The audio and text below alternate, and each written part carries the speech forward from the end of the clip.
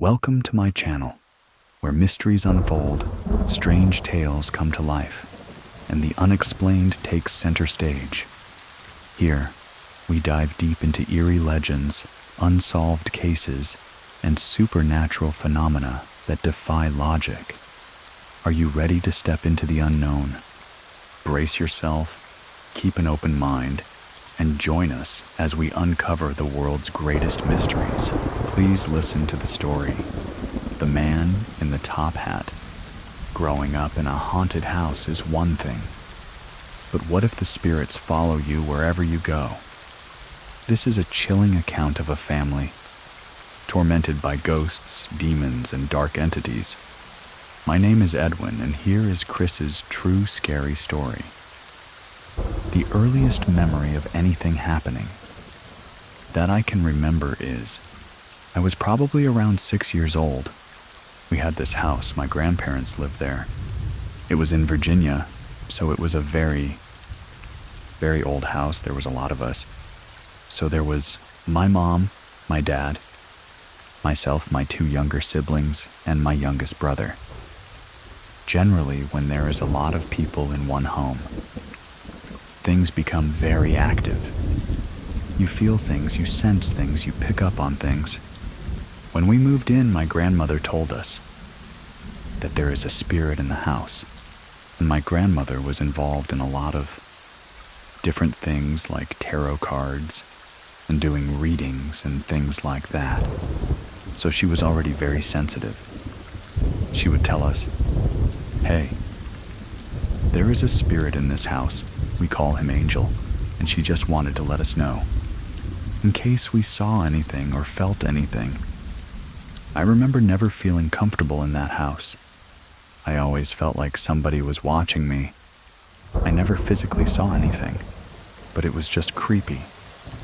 I just did not want to be in that house.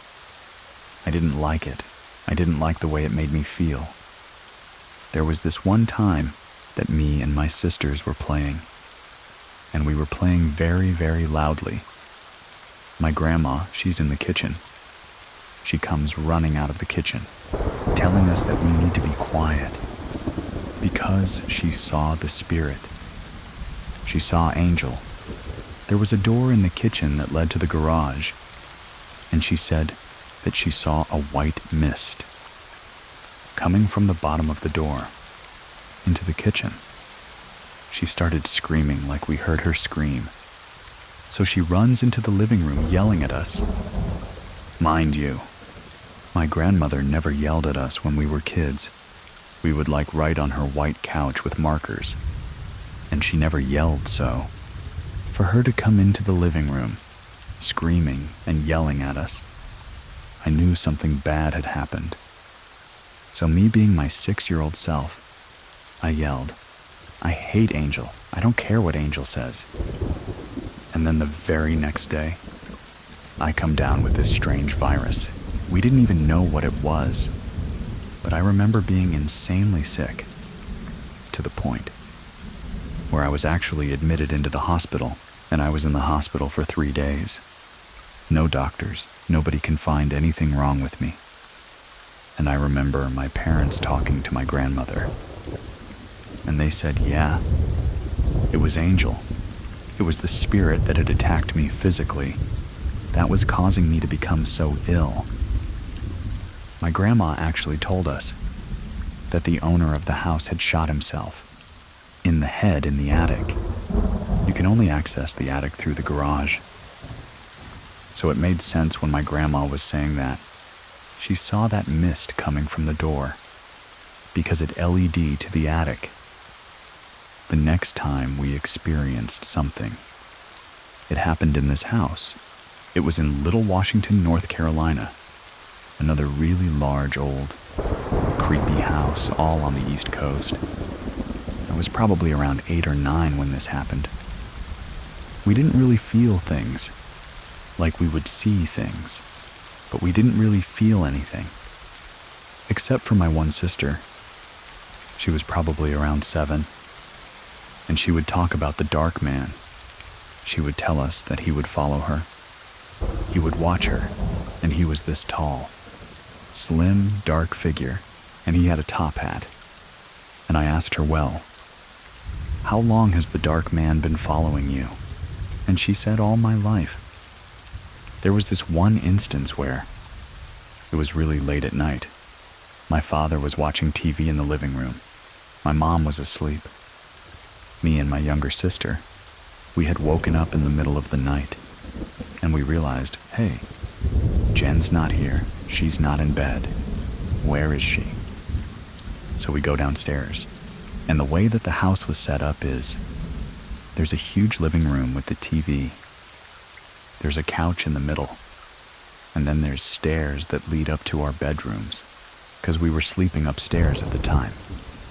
So when you come down the stairs, you can see the TV, and there's this tiny little hallway to the side that's kind of casted and, in the moonlight, in the dark, so to speak, because it was really, really dark, even with the TV on, because of how large the living room was. So me and my younger sister, we come downstairs and we see her in this dark corner, bathed a little by moonlight, and we can make out that she is standing in that corner, holding a steak knife.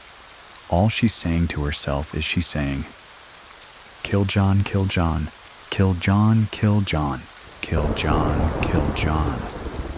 That's my dad's name. So we go to her, and I'm shaking her, and I'm like, Jen, what's going on? What's going on? And she's just saying over and over, kill John, kill John, kill John.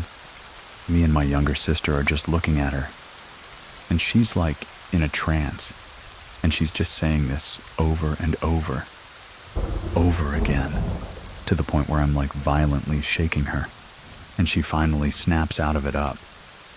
She's like, oh, my gosh, it told me to kill our father. She gets her finger and she points into the dining room. No light whatsoever, and she said that over there. She described it as a black figure with super red, glowing eyes. I today believe that that was a demon. There's no other thing for it. And I was like, Jen, let's put the knife away and let's go upstairs. And let's go in bed. And she was really weak, just kind of like swaying a little bit. So we took her back upstairs later in bed. And me and my younger sister at the time, we did not want to go to sleep because we did not know what was going to happen. Was she going to wake up in the middle of the night and do it all over again? After that, we just started praying and we're like, please God, don't let this happen again. Please God, shed your blood of protection upon us. Because my family is very, very religious. And the very next day we were like, hey, do you remember doing this? She had no recollection whatsoever of that happening. We're all in our late 30s now. And she's like, no, that never happened. I wasn't sleepwalking. I wasn't dreaming. Me and my little sister both have this memory of her doing this. We know that it happened, even though she doesn't believe us. We never actually told anyone. This is the first time that I am talking about this since we were little kids. Another situation that we had, this was a house that we had, again, lived in with my grandparents and my aunt and her son. So there's 9 people living in a 3-bedroom house. Super, super tiny house with just a lot of people. Everyone had an experience in this house. I was around maybe 9. This is when I actually saw the dark man that my sister had talked about. I remember that it was really late at night. My grandma was asleep on the bed that I was on. In my sister's cause, she would always sleep with us. And I remember I was watching TV. It was super late at night. And then I just felt this strange feeling come over me, that somebody was watching me. The hair on the back of my neck stood up. I had chills. It got very, very cold. I'm facing the television. right next to the TV, is the door that leads into the hallway. I turn my head. I cannot move. I cannot speak. I remember my eyes popping out of my head because I see exactly what my sister had described.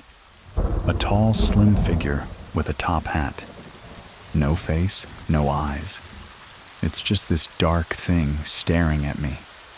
I could not move. I could not speak. I wanted to scream. I'm just looking at it, and it's looking at me. And then I remember just closing my eyes and being like, please God, don't let anything bad happen. Please God, let me wake up from this, whatever is happening. Let me wake up from this. I don't want to be hurt. I was scared, terrified. And then I open my eyes, and it's gone. The feeling is gone. Everything is gone. I didn't wake up my grandma. I didn't wake up my sisters. But the next day, I told them what had happened.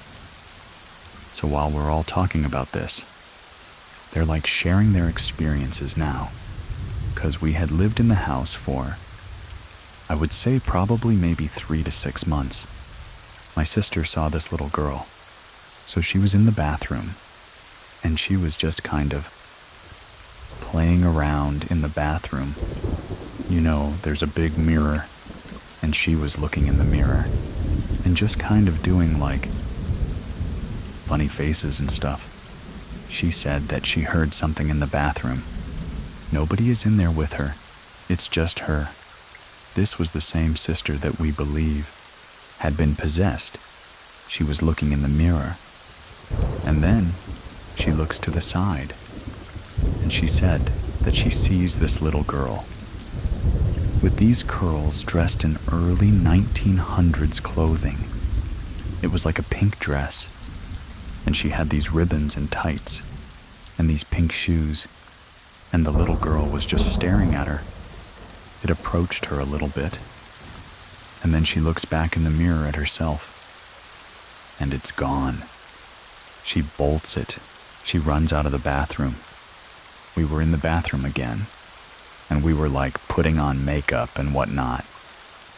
And my sister was with me at the time. We're looking in the mirror. And we're just kind of playing around. You know, we're like, 9 or 10. And then I see this man. And his face is dirty. And he's got like all these cuts and bruises.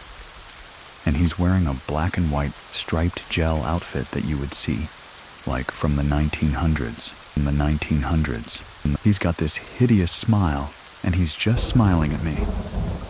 I would say. I probably stared at him for about 10 seconds. And then it got really cold. And me and my sister looked at each other. And she was like, "You saw something, didn't you?" My younger sister and my younger cousin, who also lived in this house, talked about how they would see this clown. And this clown was again early 1900s with the face paint and the hat and a dirty clown outfit, and he would just watch them. Now, me and my other sister never experienced. We never saw the clown, but my younger sister and my cousin saw it. And neither of them knew what each other was seeing. We didn't talk about this again until we got older. Later, after we moved out of this house, we found out that there was multiple murders. Around the area, we lived next door to a chiropractor. It became a chiropractor. But it was a very old house that they had knocked down, and 2 people were murdered in that house.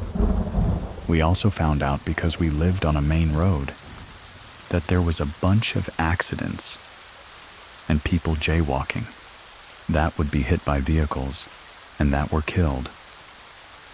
We don't know what century it took place in. We don't know if it was a 1900s, but we found out that there was murders next door. There's another house that we lived in, and this is up in Michigan. It was a 2-story upstairs, downstairs 3 bedrooms upstairs, 2 bedrooms downstairs. Very large kitchen is very large house. My grandparents live there on my mom's side. My cousins live there. We live there. There had to be at least 13 people living in this house at one time. We called it the Amityville house because everyone saw something. Every person that lived in that house experienced something. It would get worse. When we had like a Christmas party there, and we had 30-some people in the house, that's when I got really, really, really strange. I always felt uncomfortable in this bathroom. It was my uncle's bathroom, and he had painted it all red. We used to call it, the Bloody Mary bathroom. Red carpet, red tile, a black sink, a black toilet, a red shower. Like everything was black and red. It was crazy. My younger sister, her and my cousin were just kind of like in one of the bedrooms with the red bathroom, because it was connected to it. They were just laying on the bed, and they were watching TV, not really doing anything. My sister saw a pen fly across the bedroom, hit the wall, and they're both like, "Did you see that?" It had kind of become normal for us to see these things in this house. So, we didn't really make a big stink about it. Like, we're like, okay, that happened. My cousin, he fell asleep downstairs on the couch. I was upstairs with my sisters. We were all asleep. It was like 6 o'clock in the morning. We're all asleep. My cousin comes running upstairs screaming at me. "Why did you pull my hair? Why are you hitting me? What are you doing?" And we all wake up because he's screaming, and I'm like, "Dude, I was never downstairs. I've been up here the whole time sleeping." And he's like, No. You slapped me in the face and you pulled my hair, and I saw you run upstairs." To this day, he fully believes with his whole entire being that I was the one that did that. Another thing that happened with my grandfather is he was also asleep on the couch. He said he saw these 2 little girls by the living room door, just jumping around, making noise and playing. It's the middle of the night. We're not going to be downstairs bothering my grandfather. We were upstairs asleep. So we hear him yelling, "Stop making noise. Stop playing, go to bed." And we're like, we're upstairs sleeping. But you can hear him yell because there was no door that separated the stairs from the downstairs to the upstairs. And then the next morning he's like, "Why were you guys playing downstairs in the middle of the night?" I was trying to sleep. We were like, "Grandpa, we weren't downstairs. We were asleep. We heard something. We didn't know if that was you yelling at us or not. But we weren't downstairs." And again, this is another one of those things that happened in this house where we were just like, okay, it's the spirits. It's whatever it is that's here is doing that. I was again 16th, 17, and it was cool to smoke cigarettes back then. So I had stolen a cigarette, stole the lighter, and I had nowhere to go but outside. I went through the kitchen to the back doors again. This is about 2 a.m. I was talking to my cousin on the phone late. We were joking around. I was like, "Oh, I'm gonna go have a cigarette." I make sure that the door that separates me from the downstairs door is open. Because you close that door. It locks. You cannot open that door from the outside. You have to be inside to open the door, so I'm outside. On the cell phone with my cousin. Cell phone. I'm smoking and everything. And it's late at night and we're in a field. And I'm looking around and I'm like, why did I think that this was a good idea? It is really, really creepy out here. I'm like, I need to get back inside. So, the door that I had left open was still slightly open. But to my horror, the door that connects to the kitchen to get in is closed shut. So I am jiggling the handle of this door, and I cannot get in. There was no wind. It was a summer night. There was no storm.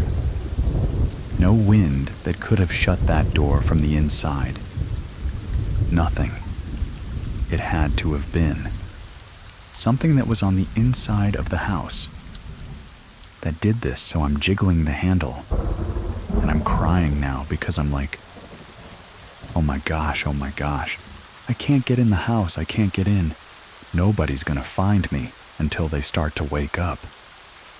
So I was out there crying on the phone with my cousin. I'm like, oh my gosh, I can't get back in the house. What am I gonna do for at least 15 minutes? And then I see the light turn on. My grandma is in the kitchen to get water. And I'm like, Grandma, could you please let me in? And she opens the door and she's like, what are you doing? I was like, Grandma, did you close the door? And she's like, no. I literally just came in here to get some water. What are you talking about? There was no one in here. All the lights were out. I just came to get some water.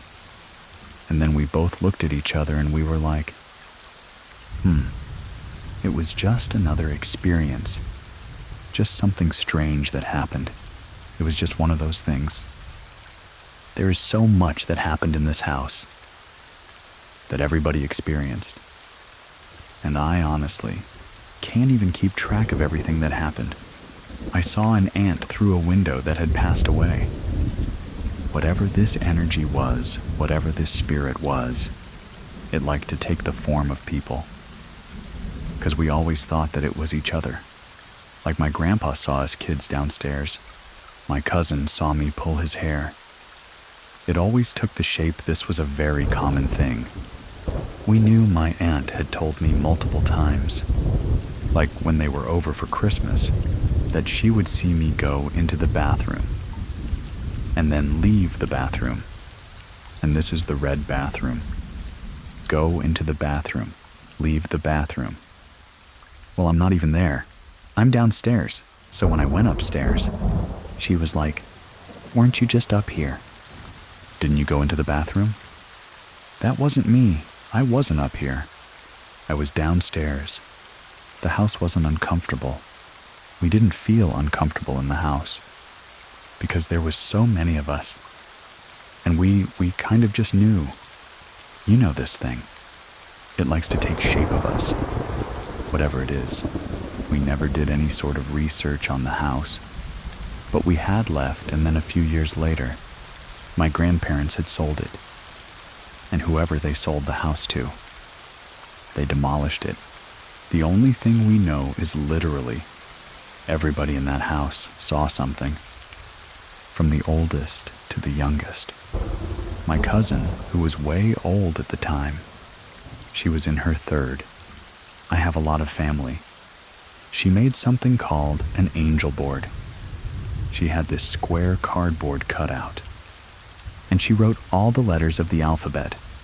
It was a handmade Ouija board, but she never called it that. She called it the angel board. She didn't want to scare us. So she brought this board into the Amityville house.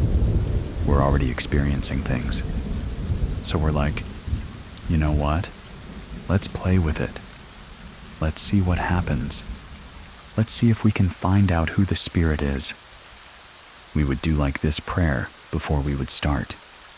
And it goes like, you know, we call upon our guardian angels to protect us and to watch over us and to guide us. We would use this little shot glass where we would all put our fingers on, and we would wait, you know, until something happened. There was this one spirit that would come through. When he was a boy, he was about 15 or 16. He had told us that he died in a car accident. We would ask it, you know, like, where are you? Are you in heaven, you know? Where are you contacting us from? It would always, Just, say the dark place. The dark place. We didn't know what that meant. We knew he was in a car accident. He gave us a description of himself. Brown hair, brown eyes, all of this fun stuff. And then we wanted to see if it knew anything about us. So we would ask, tell me what color shirt I'm wearing right now. And we would all just kind of, look at each other and see if it would move. It would go to pink blue. It would name the colors that we were wearing. And we were all like, did you do that? Did you move it? Did you move it? Everybody was like, no, I did not move that thing. Then we started to ask questions about our future. Are we going to get married? Are we going to have kids? And it told me that my grandfather would die very soon. And it just said, blood disease. Blood disease, blood disease. A few years later, my grandfather had diabetes, and he had an infection in his foot. That went into his bloodstream, and he unfortunately passed away. That little boy that told us these things followed us every time we would play with the board. Again, it was another house. This is my aunt and uncle's house. It was a huge house, and this was somewhere in Indiana. We were, 16, 17. We're all over here at my aunt's for Easter. Let's play with the board. Let's see what it does. We brought out the board and we played with it. And of course, that same boy came through. And we were just talking to him. And then once we were done, we're like, okay, let's put the board away. We're all sleeping in this one bedroom. We're sleeping on the floor. It's a bunch of people, all the beds are taken. So we're just sleeping on the floor. So I wake up in the middle of the night. I'm like, okay, I gotta go to the bathroom. The light is off. I walk into the bathroom. It's a tiny bathroom. It's super dark. I open up the door. The mirror is right in front of the door. I'm looking through the mirror and I see this boy. Brown hair, brown eyes. Scratches blood on his face. And I see him, and he's staring back at me. I was scared because it felt like all of the light from the room, if there was any light that came, was gone, and I can make out his face. The description that he gave us in the board was accurate. It looks just like the kid that we were talking to. He's got this weird smile on his face. I closed the door and I started praying, and I was like, oh my God, please, Jesus, I'm never gonna play with that board again. I'm never gonna do it again. I don't want to see these things. Like, I'm scarred at this point from everything that we've seen. I don't want to see these things. I don't want to feel these things. And I opened my eyes and I opened the door. And I hurry up and turn the light on. And he's gone. Little do I know my cousin, who's sleeping in the next room, is experiencing something with the little boy. She tells us the next morning that she was asleep. She remembers feeling really, really cold, and because she was so cold, it woke her up, and all she said is, she opens her eyes. She's stiff. She can't move. It's like she's frozen. She sees the little boy that we were talking to. On the board, same little boy that I saw. She sees the little boy, and she's staring at him. And he's staring at her. She can't scream. She can't open her mouth. The only thing she has control of is her eyes. So she stares at him, and he's like hovering above her. And they're eye to eye, she said. Started praying. Opens them. He's gone. We talked about this the next day. And she's like, hey, I don't think we should play with that board anymore. And I'm like, really? I don't want to play with it either. I have to tell you what happened. To me? And she's like, wait. What happened to you so we share each other's stories? The description matches perfectly. Of that little boy that we were talking to. He followed us to 3 different houses from that board, and we all swore to God that none of us did this. None of us touched it. We didn't move it. We didn't make it. Say the same thing over and over again. And when we swear to God, I know it's true. 'Cause again, very religious family. I know none of us did that. There would always be the cold, and then the prickly. And then we would experience something.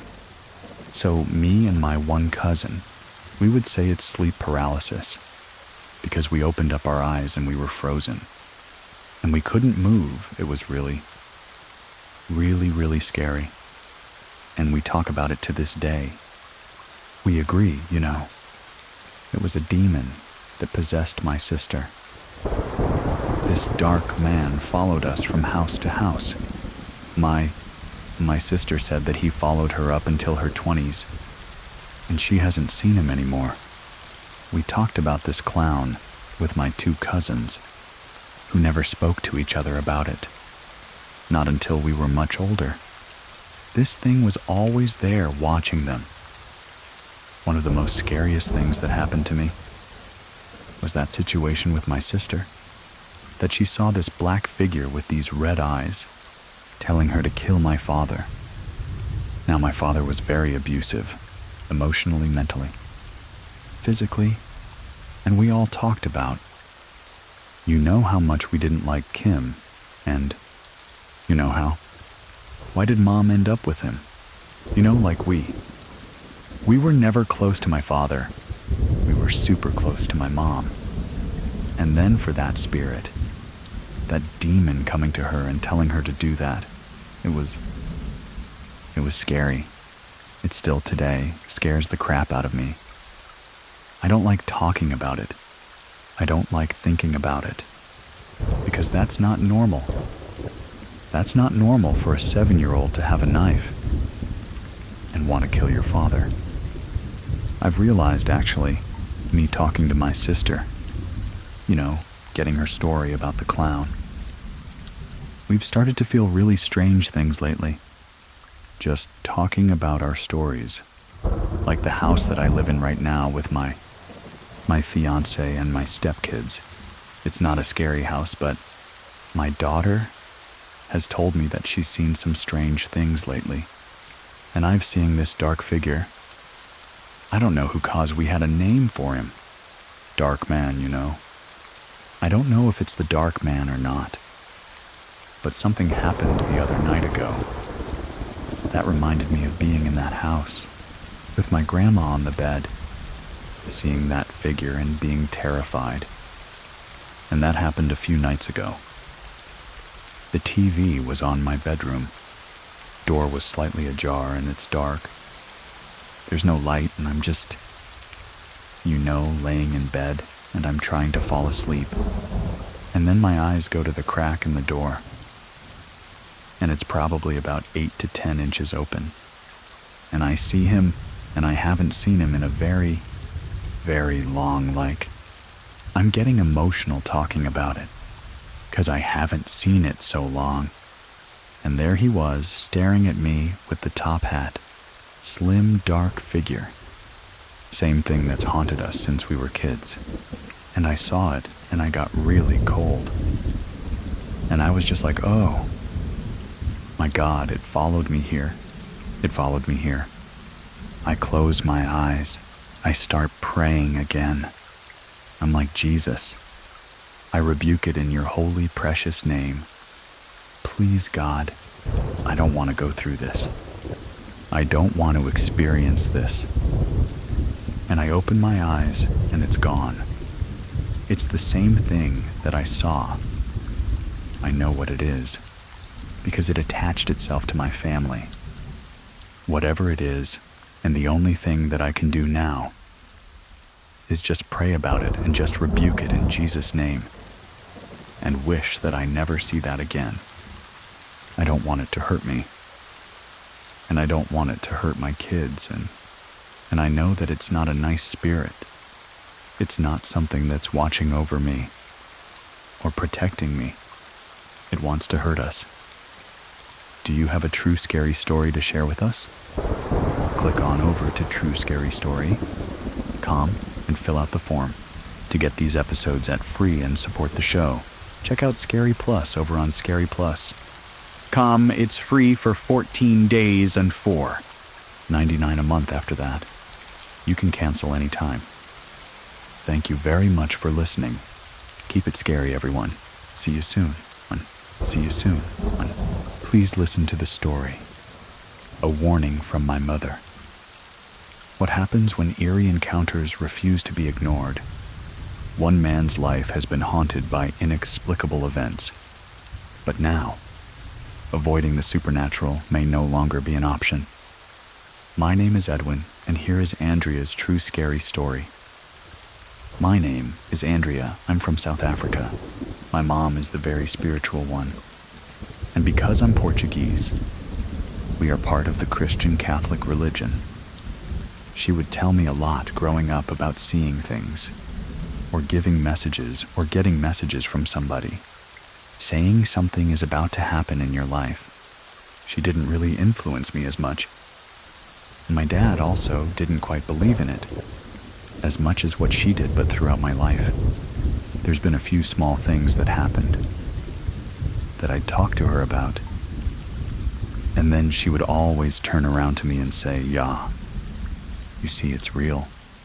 When I was 8 or 9 years old, just after my sister was born, we used to live in this very big mining house. So in South Africa, when you work for the mines, which is what my dad used to do, they would provide housing. Now, the housing that was provided was built back in the 1960s. And in this house, there's a lot of wooden floors. You could hear quite well when somebody was walking around through the hallways towards the bedrooms, towards the sitting room. It was quite difficult to sneak around the house. The first encounter occurred one night when I was taking a bath in my parents' bathroom. All of our rooms were on the same side of this house. If you walked down the hallway facing the rooms, my bedroom would be on the right, and my parents' would be on the left. The bathroom would also be on the left, but it would be just before my parents' bedroom. I was taking a bath in their bathroom this one evening. My dad was working late due to some incident that happened at the mine. I was playing with my toys in the bath when I heard footsteps coming down the hallway. I could tell that this was my mom walking towards the bedroom. When I saw her walk past, I greeted her and kept playing, thinking everything's normal. She went to fold up laundry in the bedroom. After a few minutes, I heard heavier footsteps coming down the hallway, so I shouted for my dad, thinking that he had arrived home safely. My mother shouted from the bedroom saying, "No, your dad can't be home because he hasn't called me yet. He's still underground dealing with the incident." So I thought that was strange, but carried on playing anyways. And then I heard footsteps coming down that hallway, towards the bedroom again, still sounding heavy. So I thought again that it was my father. I shouted to my mom that, "Hey, Dad is home." But she shouted at me again, saying, "No, he's not home. She still hasn't received the call. He's still at work. He's still underground." Right after she told me that, I heard the footsteps coming towards the bathroom again. But it's as if they were going to walk across the entrance to the bathroom. So I waited, and I looked to see if there was anyone coming through. But I didn't see anyone. The footsteps stopped, and I was looking at the hallway and didn't see anybody there. I faced basically the bathroom door, which was open, and it looked like some weird black cloak disappeared behind the bathroom door. As I was looking at it, I freaked out. I shouted for my mom to come get me. I told her what had happened, so she came running. I kept staring at the door. When she came in, I pointed to the door, trying to explain to her what I just saw. And then she just told me that if I ever see darkness, or see anything that's out of the ordinary, I must pray. She would always be watching over us, with regards to the spiritual world. You know, the paranormal. And sometimes she would even tell us things that either hasn't happened yet, and then it would happen, or you know something that we wouldn't have told her, but she knows about it. It's actually frightening sometimes. I'm even getting goosebumps right now, thinking about it, and I have a funny feeling that when I am done here, I'm gonna probably get a phone call from her, saying that, no, were you talking about me? 'Cause stuff like that happens. It's weird. This was a few months later. I used to have a pet hamster named Alex in my bedroom. If you go straight into my bedroom, my bed would be on your left. Then I would have a desk at the end of the bed, and then I would have this huge window facing our back garden. While I had my hamster Alex, I had him in a cage, and the cage was always on that desk in front of the bed. When I tried to go to sleep during the night, I would hear the squeaking coming from his little wheel that he would run on. I think it was a few days before the event. He somehow escaped from his cage, and he ran out of my window. We looked inside the cage. We could not find it. We searched quite thoroughly for it, and we just couldn't find Alex the hamster. Few days later, after he had disappeared, I went to bed quite early because it was a school night. I woke up during the night feeling uneasy, as if something is watching you, or someone's there in the corner, just staring down at you with this pressure on you. It's quite a strange feeling. I sat up, and I didn't hear my parents in the television room, so I assumed that it was late enough, that they were already sleeping. I tried to go back to sleep. I heard the footsteps coming down that hallway again. At first I thought maybe it's my mom, because my mom would stand up, take the dogs outside for them to go and do their business, and then she would come back inside. But it would have been a bit strange if it was just her on her own, because normally she would have the dog's footsteps following behind her. I just kept feeling like there was some sort of pressure surrounding the atmosphere in my room. But I heard the footsteps, and they started getting closer to my bedroom door. My bedroom door would normally be closed enough that I could still have a bit of light coming from the hallway if somebody turned on the light. But there was no light at all. So I know for a fact that it wasn't my mother. Then the feeling of a supposed anxiety got worse. The footsteps kept coming, stopped right outside my door. Something pushed my door lightly so that it could open a bit.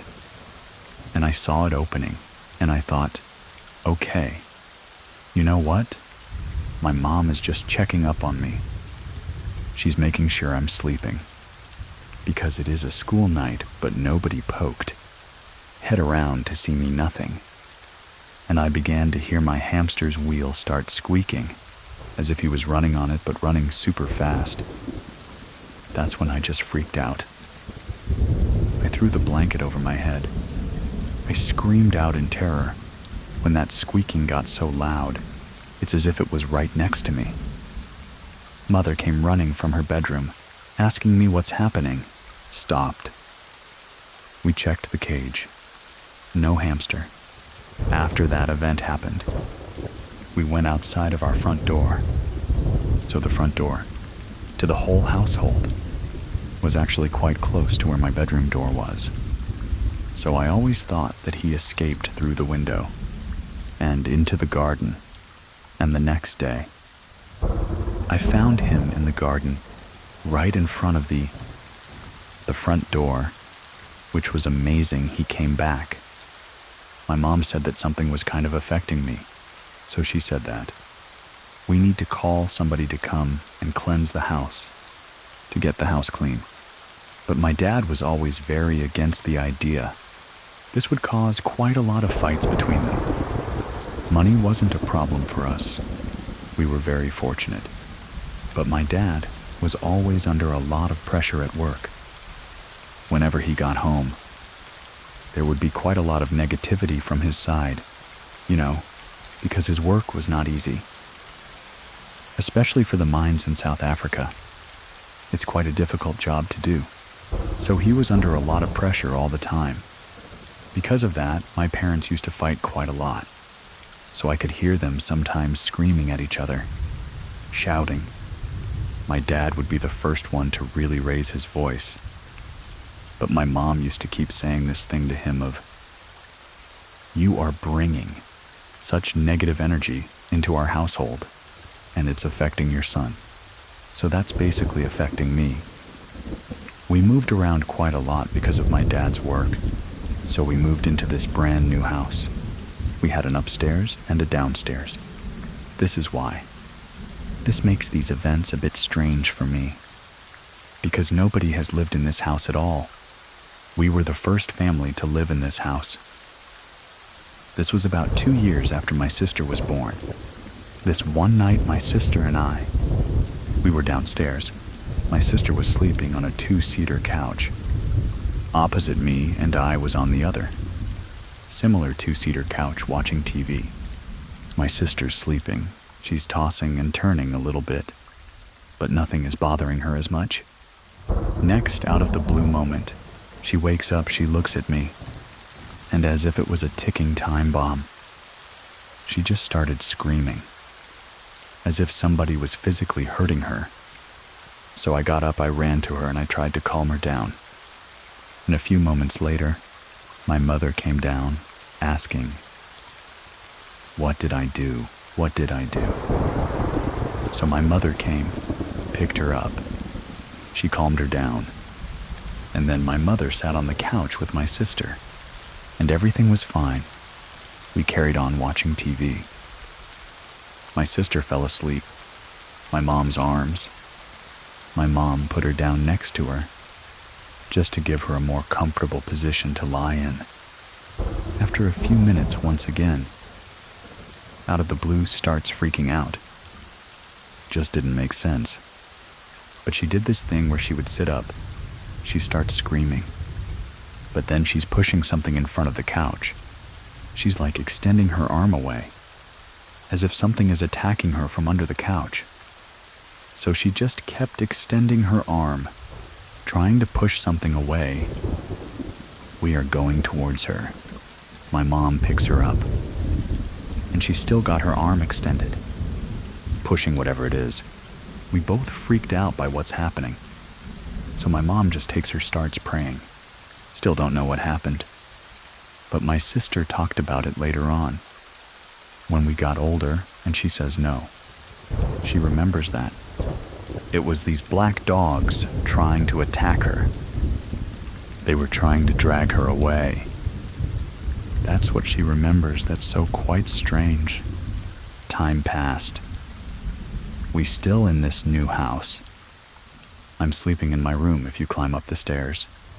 The first door directly in front of you was the entrance to my bedroom. Left was the office/study room. And then on the other side of that was my parents' and my sister's bedroom.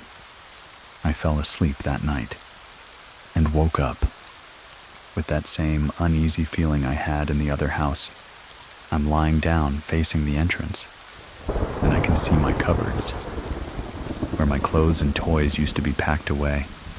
And I saw that my middle cupboard where my toys were was left open, which is a very strange thing to happen, because every time I went there to put on my clothes before climbing into bed, I was taught from my parents that I must always close a cupboard and don't leave it open. I could see like an outline of the shelves, and it was very bright, like white. So even though it was dark, you could still make out a little bit of the shape of the shelves.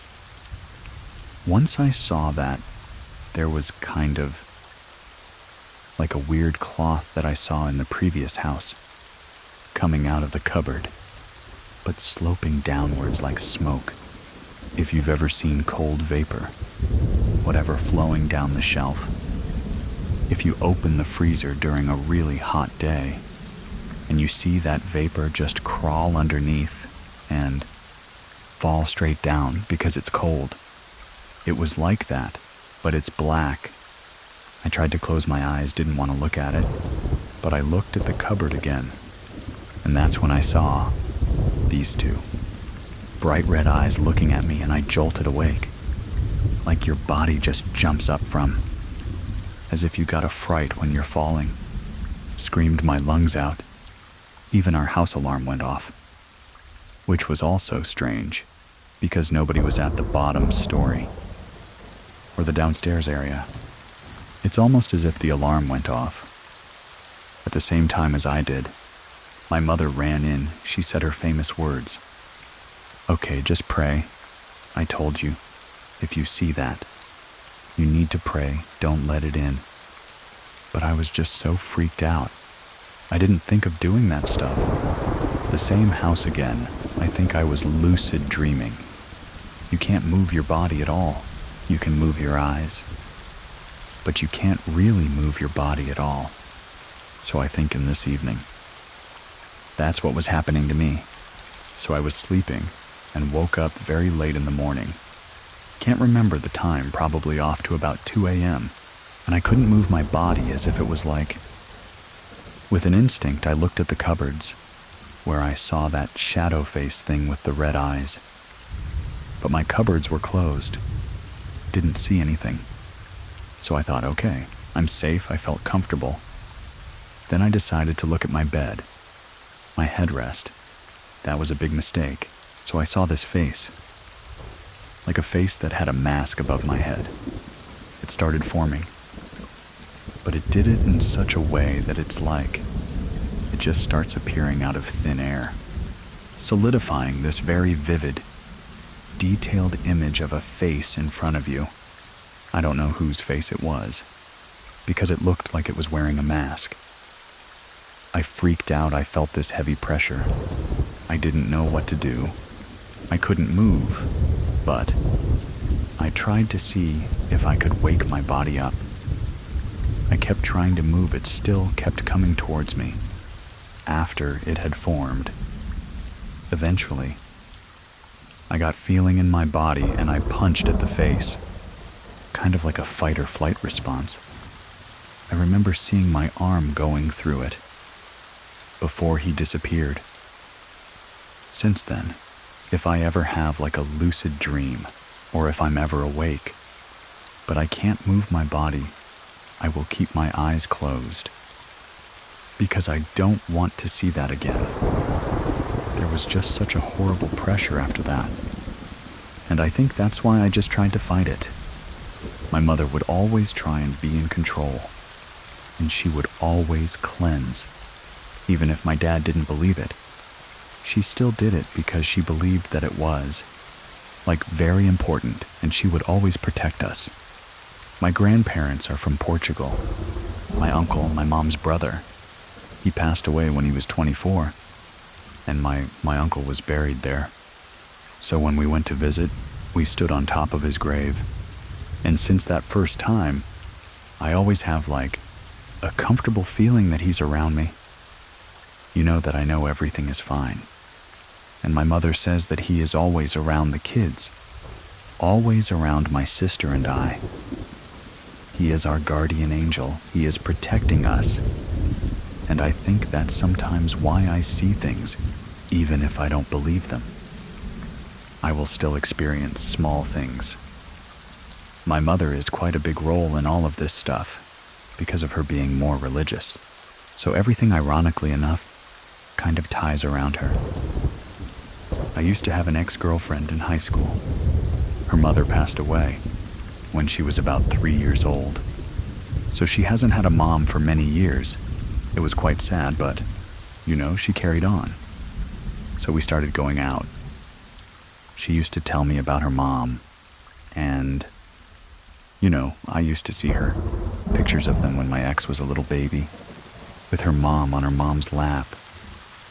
What happened with this story was, she told me about her mom, and she would sometimes have quite vivid dreams, as if her mom was still around her. I always thought, I don't think there's anything there. Maybe there's no meaning to the messages that your mom's trying to give you in your dreams. So she would say that her mom in her dreams would say, no, that she's found someone that she can talk to. And I thought, okay, that's very weird.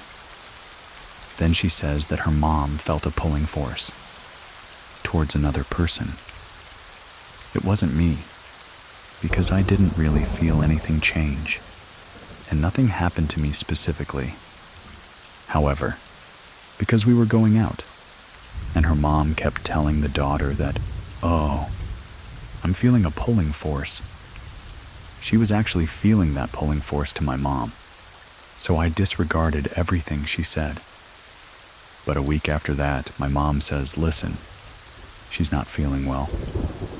There's someone that is bothering me when I'm trying to sleep, and I asked my mom, what do you mean I don't understand?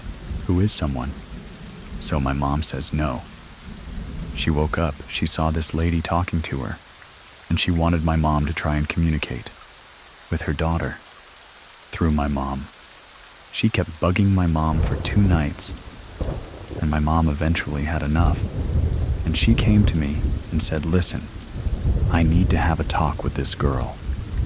I need her to come over now. I need to sit down, because this lady is bothering me the whole time. I cannot sleep, it's messing me up. So much so that my mom even looked sick. My ex came over, we sat down around a table. My ex didn't have to say anything. My mom told her everything about her mom, how she passed, why she wants to communicate with her. She wore glasses, a specific accessory that you need for every day. So she says no. She wore these black glasses, and she did this. And these are the common things that she would want you to remember her for. And my ex broke down in tears, saying she can't even explain, because she never told me all of those details to me, so that I would tell my mom no. My mom knew all of this stuff all by herself. That was very scary. Still, these things happen. And my mom still says you are sensitive to it.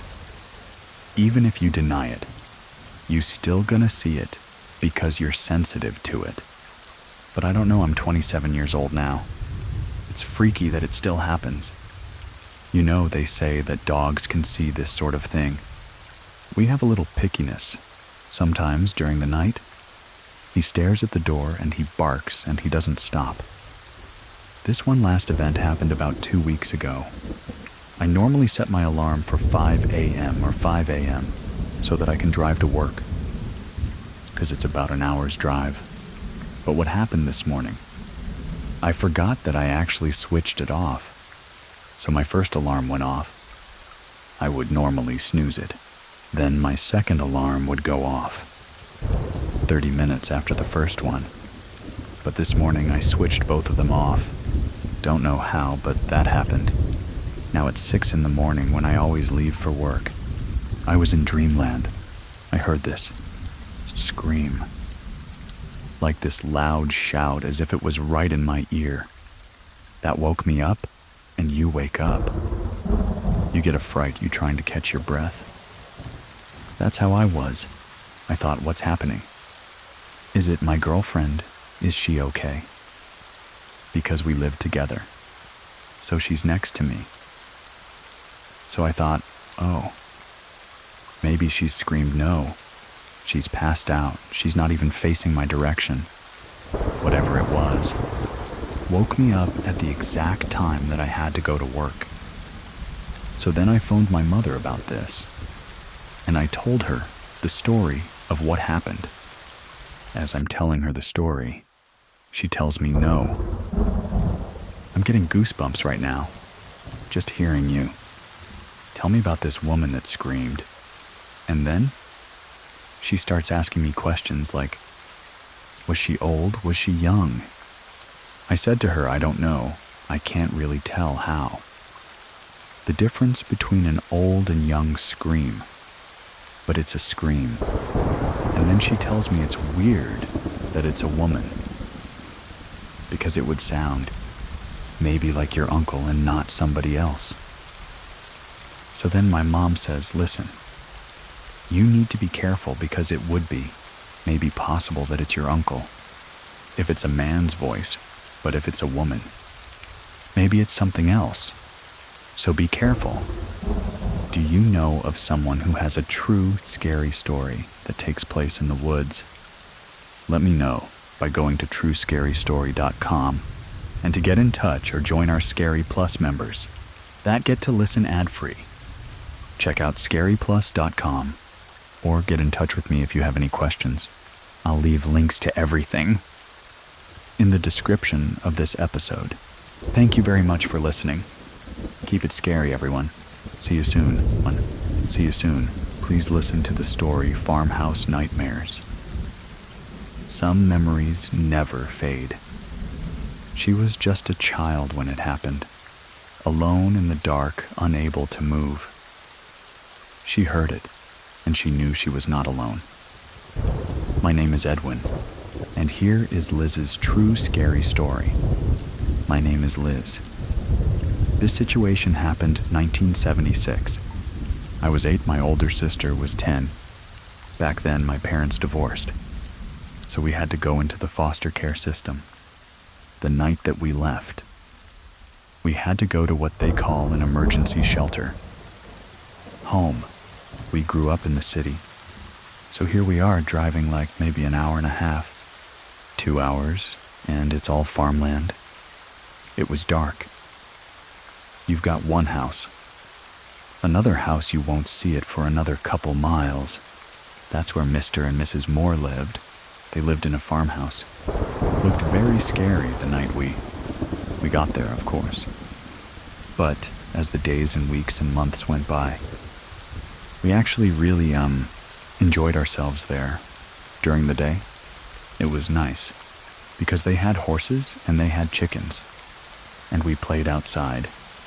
Every night, Mrs. Moore would say goodnight to us, and then she would close her bedroom door, and, she would go to her room. At the time that this happened, it was myself, my sister, a young girl, and her brother.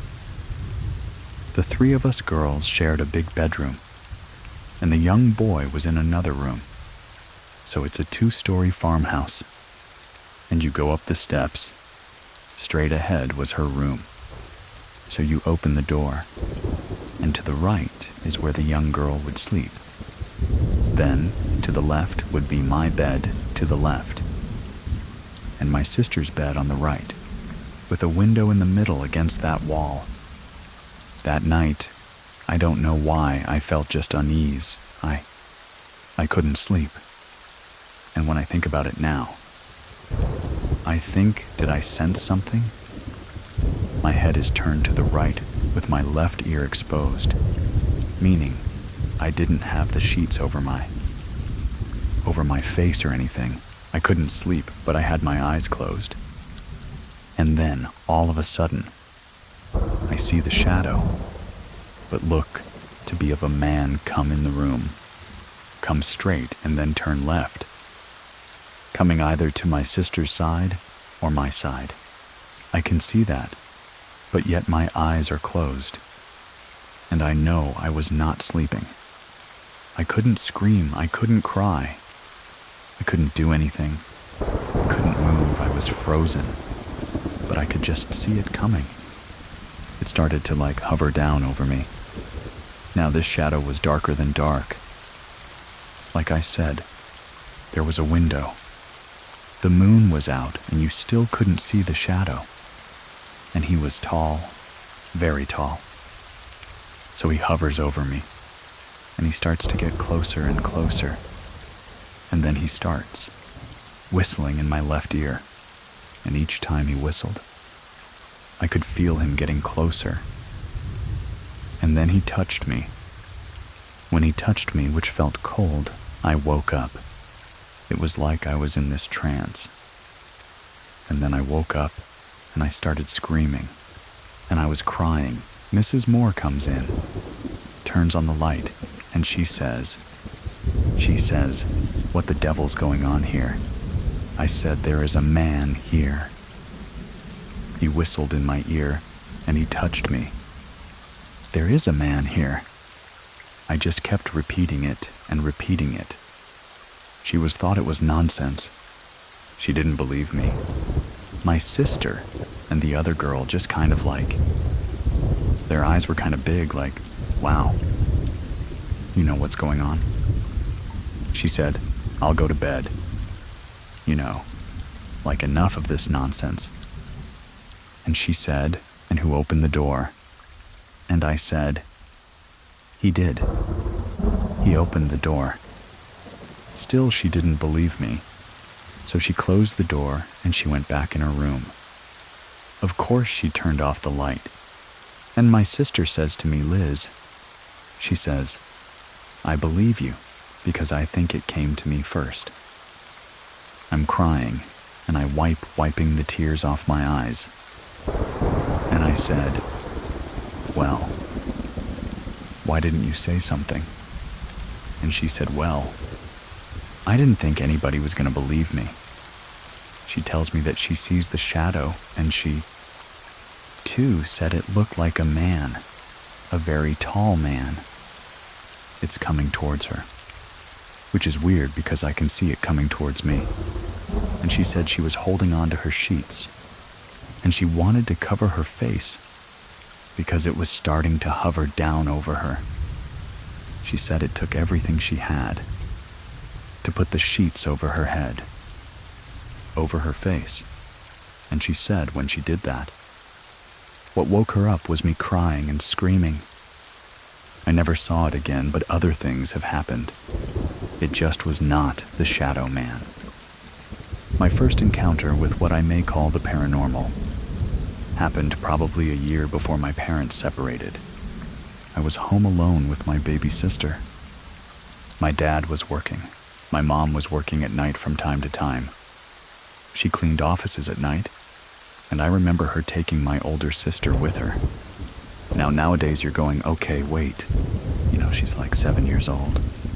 No one leaves her 7-year-old like that. But back then, in the 70s, anything happened. We were in this apartment. And just to kind of give you a visual, there was a living room. Then there was a small little dining. And right across from it was a kitchen. And then, straight ahead, to the left was my parents' bedroom. Then down the hall was our bedroom, and the three of us shared it. That night, I'm sitting in the living room. The couch was on one side of the wall, and I was watching TV kind of like sideways. Sitting on that couch, and my sister was on the floor. She was playing. I think I might have had like a blanket on the carpet for her. I needed to get her a diaper. I got up, and I went straight down the hallway into our room, opened the door, and as soon as I opened the door, to the right of that room is our closet. And when I opened the door and turned on the light, that closet door was like shaking. It was like trembling like.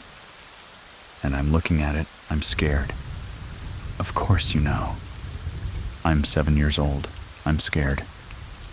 And I quickly go straight to my sister's crib, grab a diaper, close the door, didn't turn off the light, nothing. I just closed the door and I ran back in the living room.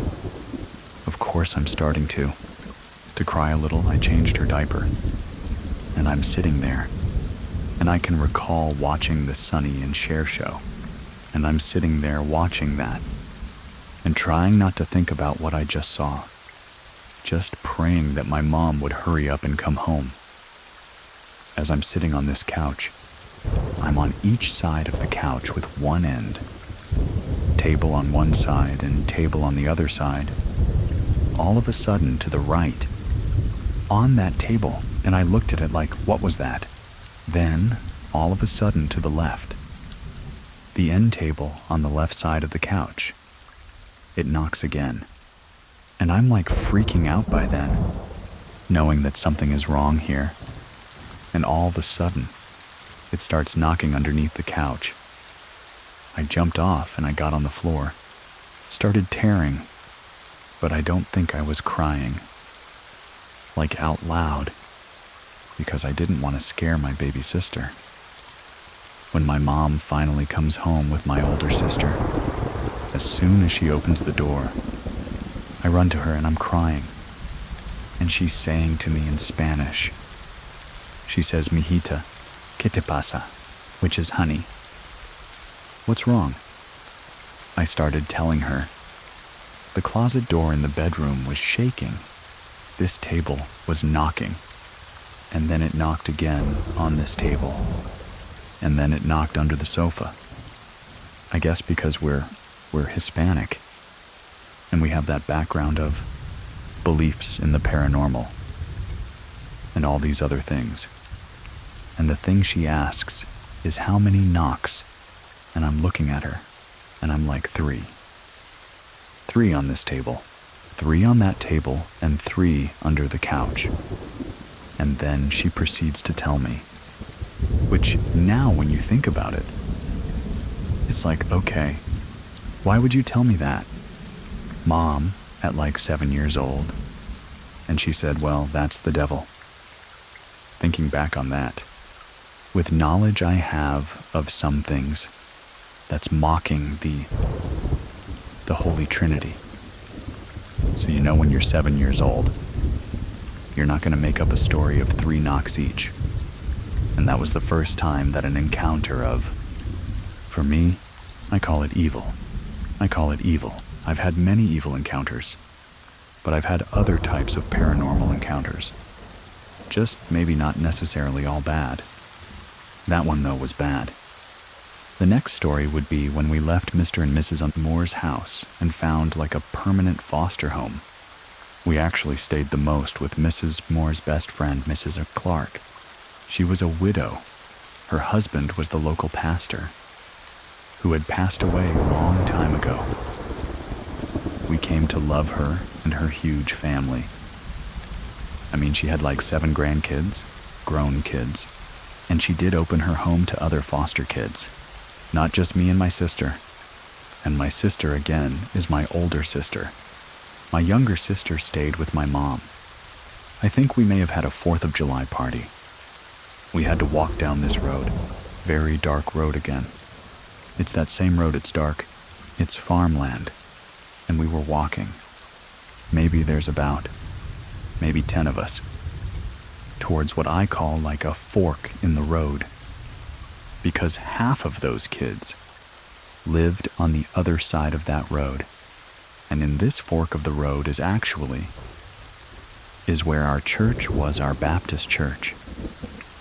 And there's a graveyard next to it.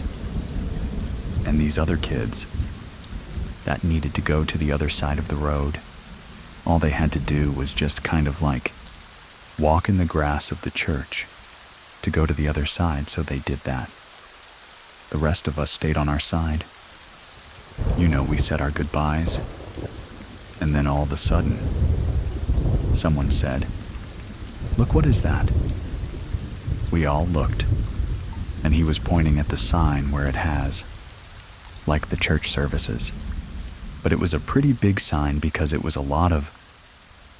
was still a lot of room for it. Just being like concrete. The sign did not cover all of that, but he was pointing at that. As soon as I looked and my sister looked, and I can only speak for the 2 of us, we saw this shadow, and the shadow got bigger. And then it opened up what I call like wings. What we saw, these 2 red eyes. We all screamed, and we just We just ran. The kids on the other side of the road were running to their house. We were running back to our house. We went home, and we told Mrs. Clark and everyone that was still there. Of course they didn't believe us, and I never saw it again. But I'd never walk at night there again either. What I think we saw may have been a Mothman. This was Pittsburgh, Maryland. The Mothman came out of West Virginia, and I'm not too far from West Virginia here. It is possible that this thing travels. And now, when I think about it, and I hear the story of Mothman, like the real stories, I think, well, maybe that is what I saw that night. Fast forward. I'm about 12 years old. We are back with my mom. So it's the four of us, my mom, my older sister, myself, and my younger sister. And we are living in a, townhouse. These were brand new townhouses. I don't know when this started, but I can tell you by the time I was 12 years old, I was trying to debunk anything that I've heard or seen or happened, or my sister says, hey, this happened, or my mom says something. I'm like, number. I refuse to believe this. I'm not going down that rabbit hole again. Until it happened to me. A few things that had happened, for example, to my mom. And I didn't know this until years later. In the townhouse, there's 2 floors. You walk in, there's a dining room. Then there's a kitchen, little hallway. Living room, you go up the steps. Turn right, and to the left, there's 2 bedrooms. To the right, there's a bigger bedroom. That was my mom's bedroom. And there was a shared bathroom that had 2 doors. You know, when you come in from, you can go in from either way. My mom told us years later that, one night, she was reading her Bible. I get the feeling she was having things happen to her. They always did, but I think things were still happening to her at that time. And she started reading the Bible more frequently. That one night, she said her bed shook. I mean, it shook. That happened to her in that bedroom. Now, years later, we all kind of switch bedrooms, and the 2 of us already shared that big bedroom. One day, my younger sister was with her best friend in our bedroom, and they were playing and stuff. And then all of a sudden, they're hearing sounds coming out of our closet. Things kind of like moving. A belt moving that was hung up. You know, wasn't like on the floor or anything like that. They ran downstairs and said, there's something in the closet. And I was like, the bunker. I'm like, now there isn't. I went upstairs. I opened the closet. I see my belt hanging and, see nothing. And I said, it's all good. I ignored that. One time, the 3 of us went to my younger sister's best friend's house. Her parents weren't there, but we went over and we watched a movie, ate popcorn and things like that. Now, Heather had a dog, so the dog was with us. We're sitting in a game room, and it was near the kitchen, but you couldn't see the kitchen from where we were sitting. I remember that when we came in and went in the kitchen, there was the local newspaper on the kitchen counter. So we're sitting in the living room, minding our own business, doing our thing. And then all of a sudden you can hear a sound of, what sounded to all of us was, someone picked up the newspaper and threw it on the floor. The dog looked and started barking. My sister's best friend wasn't oh, paranormal or whatever, of course. We didn't call it that. Back then we did. We figured, okay, something's not right here. Is it following us from our house? Going back to our townhouse? I remember the one time I was in my bedroom, and my room was always very cold. Very cold. I had closed the door, and I was doing my algebra homework. A few minutes later, my mom comes up, and she tells me to leave the door open because the room is so cold, to let the heat circulate and stuff, so it would heat up my room. So she goes downstairs. She's downstairs with her boyfriend and my 2 sisters. I'm the only one upstairs. I'm on my bed, sitting on my bed, looking at my book, and I can see that my door shut, but it didn't clasp or anything. It came close to closing, but it didn't. But it moved so quickly, it just went. And I looked up, and I was like, okay, my sisters are pranking me here, so I ignored it. Finished my homework, I went downstairs, watched TV with the rest of the family. And I said, okay. By the way, I said, which one of you tried to close my door? And they're like, what are you talking about?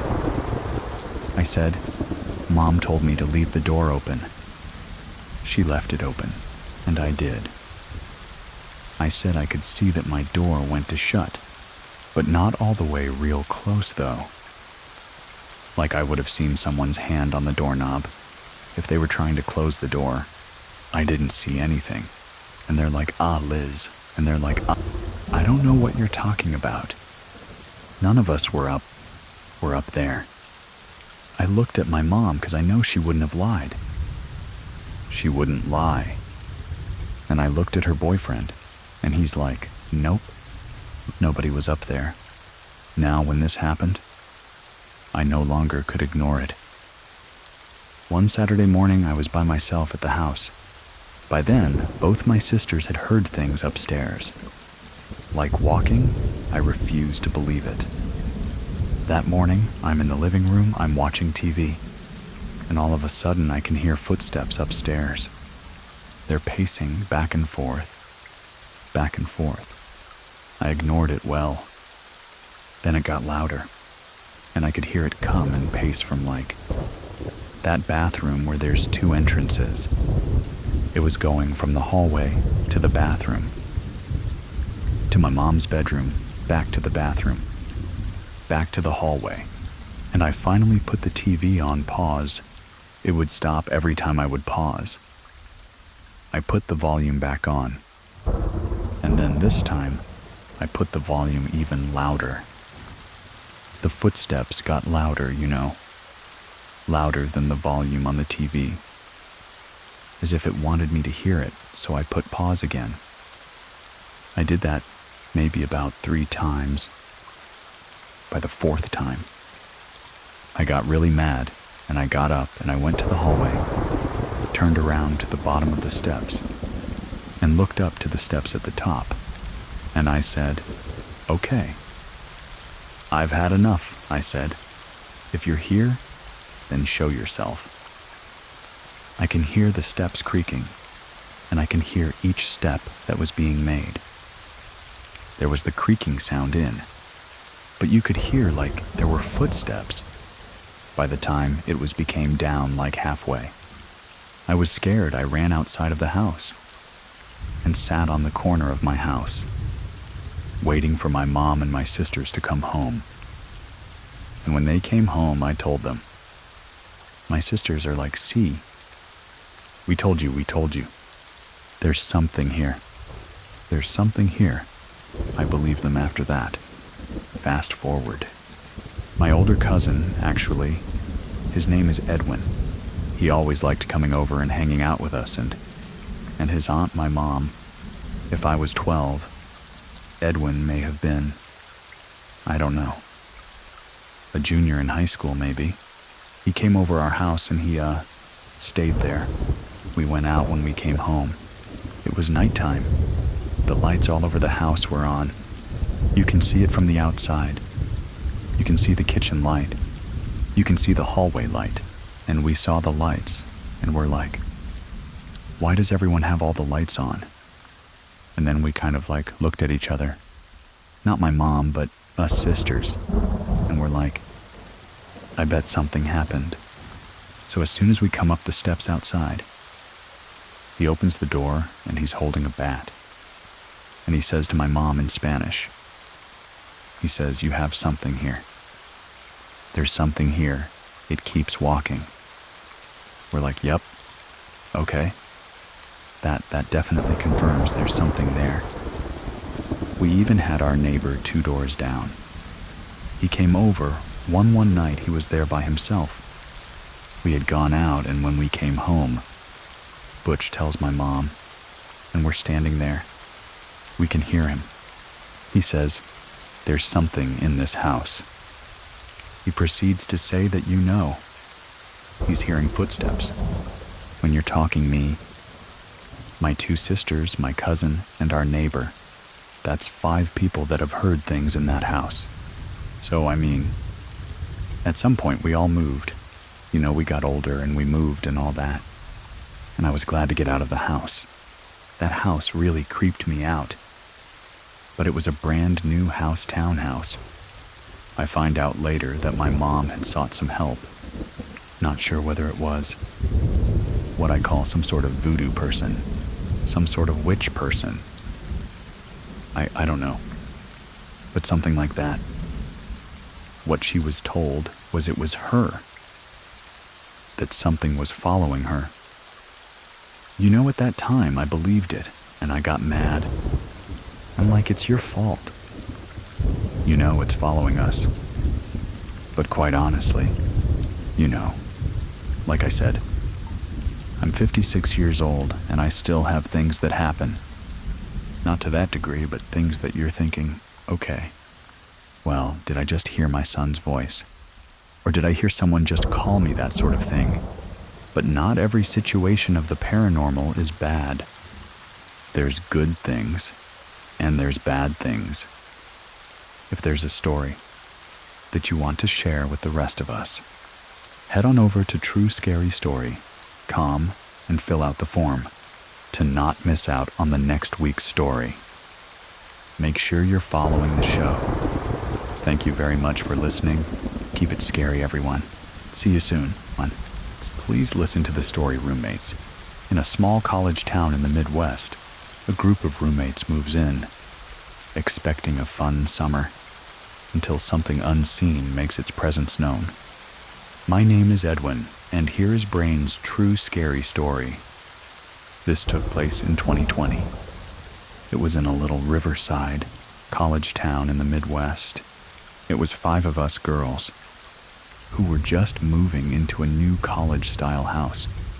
Some of us had already graduated from school, so we were going to just all be there for an extra year, whether that be working or just finishing up school.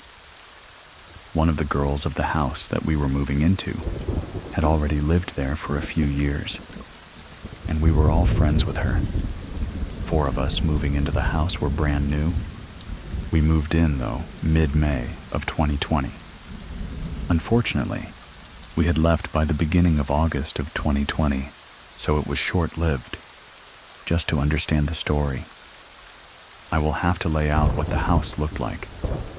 It's very important to know what levels, what rooms. Everything makes the story easier to follow. It was a 2-story house. When you walk into the front door, though, it was a stairwell that separated the levels, so if you went down the hallway, straight through the stairwell, it was a little hallway that led to the basement. The basement was just storage. Nothing really that important. When you walk into the stairwell, directly off to the right, there's another door that leads to the main level. And then obviously when you walk in, there's a stairwell as well that goes up to the upper level. That also has a door that leads into that top. On the main level, there are 2 bedrooms, with its own bathroom and its own kitchen. And that's also where the main living space is, with the living room that we all share.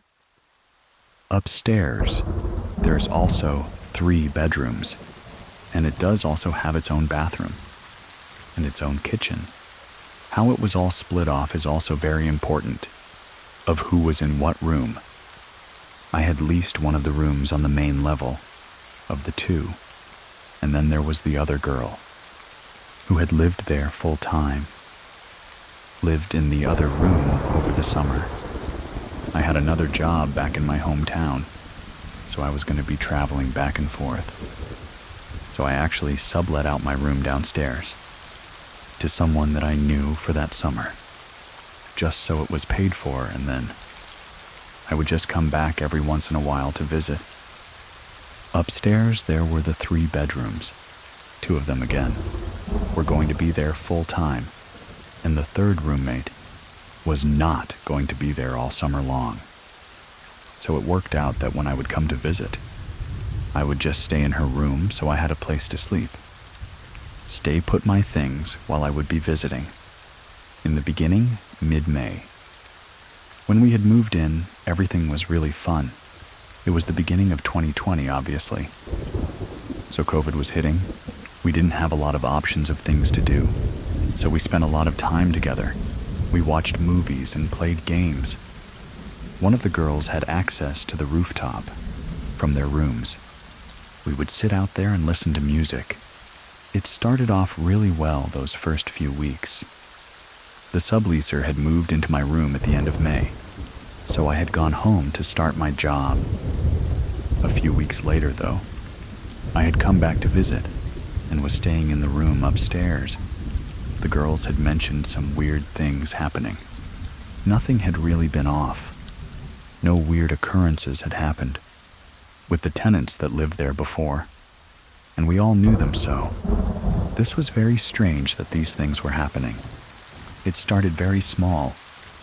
That night, all of their doors were closed.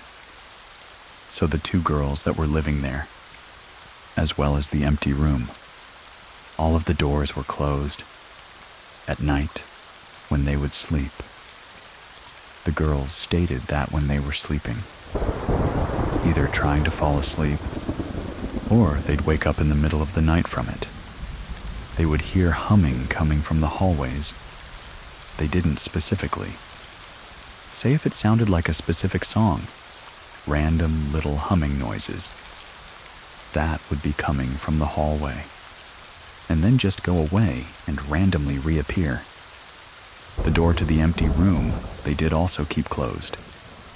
When they would wake up, the door would always be open. The weird thing about this, though, was that door was particularly hard to open and close, so it wasn't wind or something we could rationalize off. What would open that besides someone actually physically opening it themselves? Something that we still don't understand to this day is the only room in the house that has a padlock on it. Don't know why it was there. We don't know who had put that on there. And eventually, we did start. Sing it when the door wouldn't stop opening. And eventually, closing in the middle of the night. At that point, things were still fairly new. We were rationalizing off those little occurrences that were happening. But it just felt heavy upstairs. Whenever I'd walk around, I would creep around the corner first. Or walk really slow, like I felt like I had to establish and see everything in the space before I would feel comfortable walking into it. I just was so curious. I felt like something was seriously watching me all the time, no matter what room I was in. Bathroom. Kitchen, it was bad. One of my first real experiences was while I was taking a shower. A lot of these events happen so fast, and it's really hard to always remember the order of operations. But this definitely happened towards the beginning, when I was in the shower again. It was the same feeling of being watched. I kept looking outside the curtains, and I know sometimes you do that when you're alone, and you kind of a little paranoid. But I seriously was looking out very frequently, looking behind me. I felt a little tickle on my neck, but I was again trying to rationalize that, saying, I'm in the shower. The water's running on me. I'm washing my hair. But I tried to end of that shower as soon as possible. Once I got out, I did bring up to the 2 girls that lived upstairs when they got home that I took a shower. And it felt weird, you know. I felt like something tickled me. But I think I'm just overreacting. They looked at me and they said, "Oh, we don't shower alone. If someone's taking a shower in there, they leave the door open, or someone's sitting on the toilet next to them. Because when they're in the shower and they're alone, or no one's near them, their hair will move. Like someone's picking up their hair, picking at it or rubbing their back. The shower, and this also happens to the sink, will just turn really hot, scalding hot all of a sudden, and they'll just kind of jump out of the water. They just will not be alone in that room." Their reactions when I had told them about the shower, and when they were explaining to me, how they don't shower without someone with them. It seemed more matter of fact, like it was happening so often that they were like, "Duh, why would you shower alone?" I was freaked out, and they were freaked out by all of the occurrences. But that was just something that had happened so often. I think they were just, unfortunately, used to it at that point. We were having a lot of fun together, so we kind of put up with it for a while. And they just brushed that off, until it started to get worse. This only happened upstairs, so the girls downstairs really didn't experience anything. I'm not quite sure if they believed the girls upstairs, but I experienced it myself. With all of these things occurring at night, with the humming, the door opening. We started sleeping with our lights on. We tried to rationalize that. Maybe if we left the lights on, it wouldn't do those things. We'd trick it to think we were awake.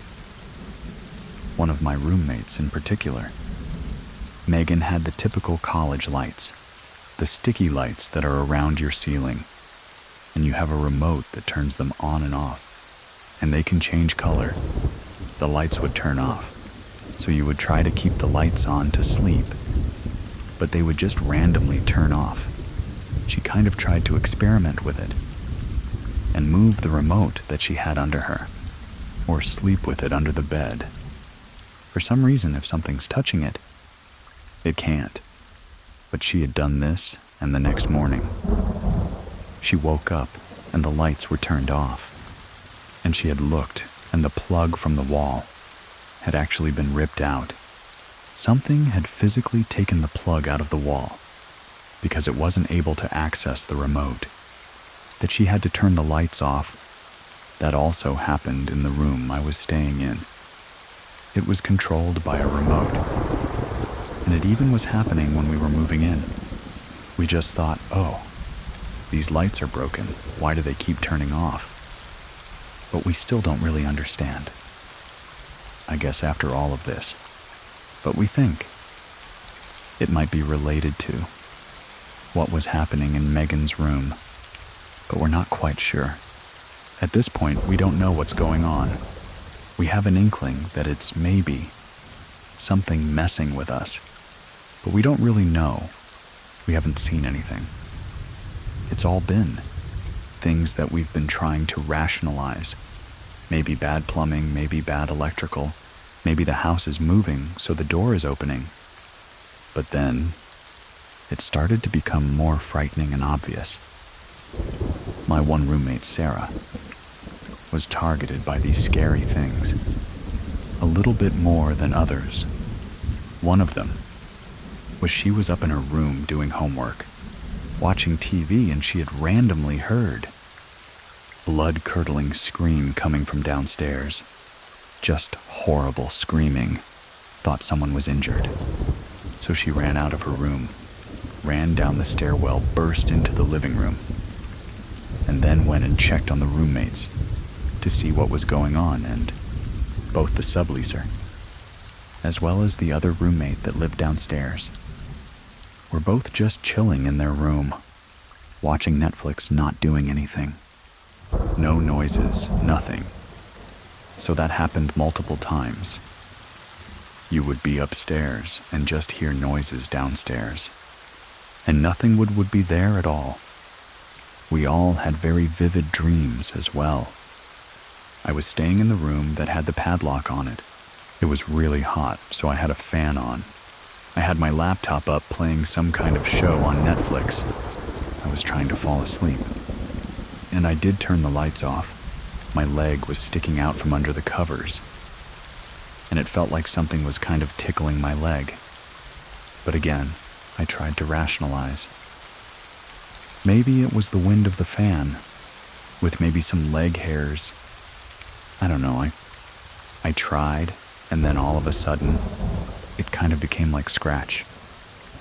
So I immediately sat up, and I didn't even think to turn on a flashlight or turn on the room lights. I took a picture with the flash. I was going to send it to my friend, who was actually leasing that room, and I was going to send her that picture. And I looked at it, and there was a red scratch mark and a bruise, and kind of a little hole in my leg in that part. I don't remember there being a bruise there before. I don't remember there being a red mark. It looked like there might have been a scab on my leg. That was kind of ripped off. It had scared me enough that I turned the lights on and was trying to sleep with the lights on again. Somehow that night, I did fall asleep. My first dream was me having a lake day with my family. We were all swimming in the lake. Some of us were outside on the dock, but most of us were swimming. All of a sudden, the lake had turned black. Everyone's eyes had turned black, and they just all had a blank stare and were going underwater. The family members, including me, who did not do that. They were trying to swim underneath their feet and pull them under and drown them. And I remember in my dream taking a t-shirt and trying to cover my feet so, I wouldn't get pulled down. Then all of a sudden it snapped, and I was in a field. It was a big, open, green rolling hills field, and I was standing there with a goat that was on its hind legs. Somewhere in this, the goat had assaulted me. I then woke up because I had wet the bed. I have never wet the bed before in my life. Adult life, middle school childhood. I even called my dad to ask. I said, "Is this a habit that maybe I'm reverting back to?" And he's like, "No. You never did through my college years. Never." Obviously, I was mortified. This wasn't my bed, so I got up immediately. I took all of the sheets down to the washing machine. I threw them in and I called my friend, just wanting to be transparent and let her know and apologize. And she said, wait,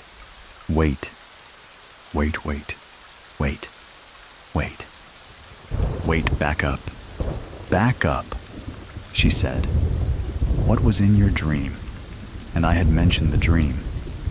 And she said, Bryn, do you not realize that the goat is an animal, representative of the devil? And I processed that. I said, yeah. You're correct saying that. So from that night on, I never slept in that room again. I moved all of my things downstairs, and I slept in the living room. Even in the living room, though. Even though there was no really occurrences downstairs, the dogs that were my roommates would still bark at dark corners randomly. They would bark at the door that led to the stairwell. They would just bark at it incessantly at random, although those things would happen again. I didn't know if that was just dogs being dogs, but I felt a lot safer downstairs. But yeah, after that, nope, never slept in that room ever again. And I don't think anyone else has. None of our roommates have.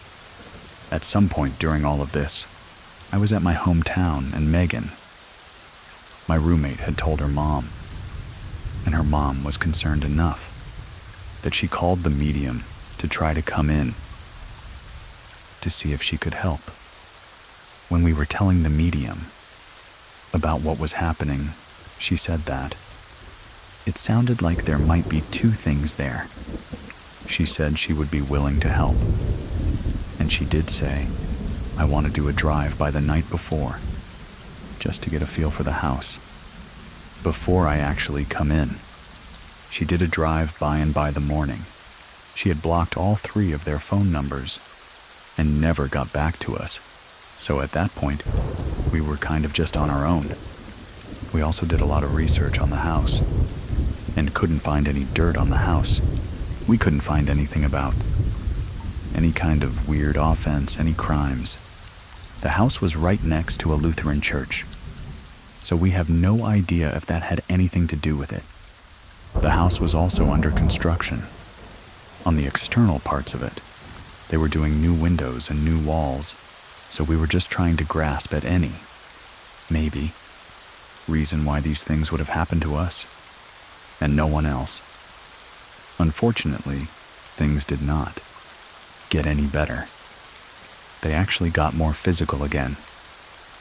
I had mentioned that I had a bruise on my leg. Sarah had bruises all over her body. I even mentioned when I woke up the next morning, look at what's on my leg, and she said, oh, I have those all over me. So she had bruises all over her body, all up her legs, her arms. One weekend she had left to go camping, and all of the bruises had gone away.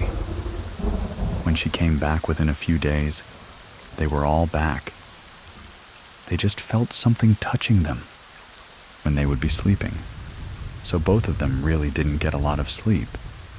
So both of them were kind of just mentally not there for a few months. Sarah also had an encounter where she was in her room, and she was working on homework, and she had all of her things kind of spread out on the floor. She was just working, head down, legs crossed, leaning over, and she had a mirror, a glass mirror. So not one of the kind of plastic, cheap ones you can put over your door. She had a glass mirror that was leaning up against the wall. She had looked up at one point.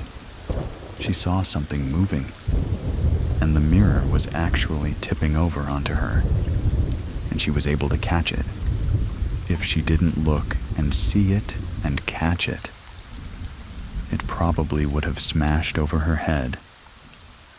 The most concerning part of that, besides her potentially getting injured, was this mirror was leaning against the wall. If it were to fall, it should have slid. The bottom of it should have come out from under it, and should have slid and fell flat, but it tipped up and over, and she had to catch it to stop it. Megan, at night, had a few encounters as well of being touched, just like Sarah had this first night. It was most vivid for her. She was laying in bed, obviously had the lights on, and she could see handprints crawling into her bed, on her sheets. Once they got close enough, she could feel the pressure of the blankets getting tighter around her and on her. That happened more than one occasion. Soon, it started actually showing itself, but we still don't know what this thing really was. Megan one night was asleep. She had woken up because she heard something in the corner of her room. She sat up and looked, and there was a little boy standing in the corner of her room, just looking at her. She described him maybe as like 6 years old. Didn't really get enough of a look to get outfit or anything, but definitely saw a little boy standing in the corner of her room. She looked away, and it wasn't there. The door at the top of the stairwell. It started moving in the middle of the night, and opening and closing and knocking. Someone would be knocking at it, so they would start locking it when they would be home, or when they would be sleeping. And you'd have to use the key to get into the upstairs. Even when they locked it, the knocking still continued. But they started hearing, like someone trying to get in with a key. And one time, they actually came home, and Sarah had seen some kind of little boy moving around the key that had been in the door, and then it had gone away. So they had seen this apparition of a little boy multiple times, but again, the medium had said that it seemed like there might be multiple things, and these things were scaring us. It was like meaning to make us feel uncomfortable. So we don't particularly believe that. It might have just been this little boy trying to mess with us, all of our dreams, and just the horrible feelings we had. It felt like something might be acting as a little boy, or there might be multiple things that were there. We still to this day don't really understand why all this happened. We didn't really talk about it for a long time. I was honestly hesitant to come on and share it, because the people that lived in there before us never had anything. But ultimately, it became so overwhelming and furious, and just ultimately scary. They weren't sleeping, we weren't sleeping. I wasn't able to be in the house anymore. We all left the house by the beginning of August. We were getting subleases, and we all had different places to live. We're still not sure if. Maybe it followed one of us into the house. We're not sure if anything continued after that. We felt kind of bad about it, but it doesn't sound like anything happened to the new subleasers. But we did not disclose anything to the new subleasers. It didn't seem like it was targeting the people before, and we were so desperate to get out. I think they were a little suspicious as to why we were leaving so fast. I would be. But we were all able to get subleasers really quick, and we were able to move out, luckily, really quick. I don't think it's followed any of us afterwards. I think we've all been able to just move on. But we couldn't put up with what was going on. We were too scared that we did have to leave. To share your own story with our community, go to truescarystory.com. And if you have questions or want to get in touch, I'll leave my information in the description of this episode. Thank you very much for listening. Keep it scary, everyone. See you soon. See you soon. Please listen to the story, The Witch Book. A family moves into a beautiful home in San Antonio, but what they thought was a fresh start quickly turned into a nightmare. Don't listen alone. My name is Edwin, and here is Veronica's true scary story. This dates back to August of 2018. My parents had decided to move from Round Rock, which is north of Austin. This happened to be a perfect timing for my younger sister and I, because I was transferring out of community college to a university in San Antonio while she was graduating high school, and gonna go to a college in San Antonio as well. It was a beautiful house. It was a 2-story house, all brick in a gated community, which was like super fancy to us. About 6 months into living there, things really started to pick up. Instantly when you walk in, it had like an eerie feeling to it. The first instance is I was in my restroom. You can see the hallway, and it was a pretty long hallway connecting all 3 rooms. I saw my sister walk out, and I said something along the lines like, "Hey, what are you doing?" Earlier, my parents said they're gonna go grocery shopping, and I thought she was going with them. But she didn't reply back to me. I started saying "What are you doing?" But I couldn't see her. So then I started looking all around the house, and when I went outside to go check if the car was gone, and I saw I was home alone, which just really freaked me out. So I kind of brushed off a little bit, thinking, okay, maybe I'm just seeing things tricking my mind. A few months passed by again, So now, March of 2019. It just became super bad, actually. My mom got really sick, which prevented her from working. So she had to stay home full time. My room happened to be like right above my parents' room, and so my mom was in her room a lot. And she would tell me sometimes, like, or text me at least and be like, "Hey, are you home?" I'd be like, "No, I'm in class or doing something." She would tell me, like, she would hear footsteps in my room, sound like someone was walking around, and she didn't think too much about it. She just thought, maybe, yeah, like I'm just so bored I'm starting to hear things. And because of that, my dad got my mom a small puppy. He was a month old at that age. He was already starting to bark. At the bottom of the stairs. He was terrified to go up the stairs, actually. He will only go upstairs if one of us were with him. Already that was giving me a sign like, is something really here in this house? The attic was right above our room. Oddly enough, it was like in this hallway. There was an entrance to the attic, and shortly after that, my sister starts to smell something super bad. My dad goes, checks it out. He comes back down, and it's a dead rat. But also, he finds this box. And in that box was like a weird book of some sort, which had like carvings into it. You could tell there were blood marks on it. You could tell there were. Maybe a piece of bone in there. As well, my mom's kind of superstitious and shows. She was already like, do not open that. Do not touch it, just go ahead and burn it. But my dad doesn't believe in any of this. So he said, no, I'm gonna open it. He opens the book. And everything was in Latin, writing, and like images and just stuff you see kind of in a witch book. And so it freaked me out.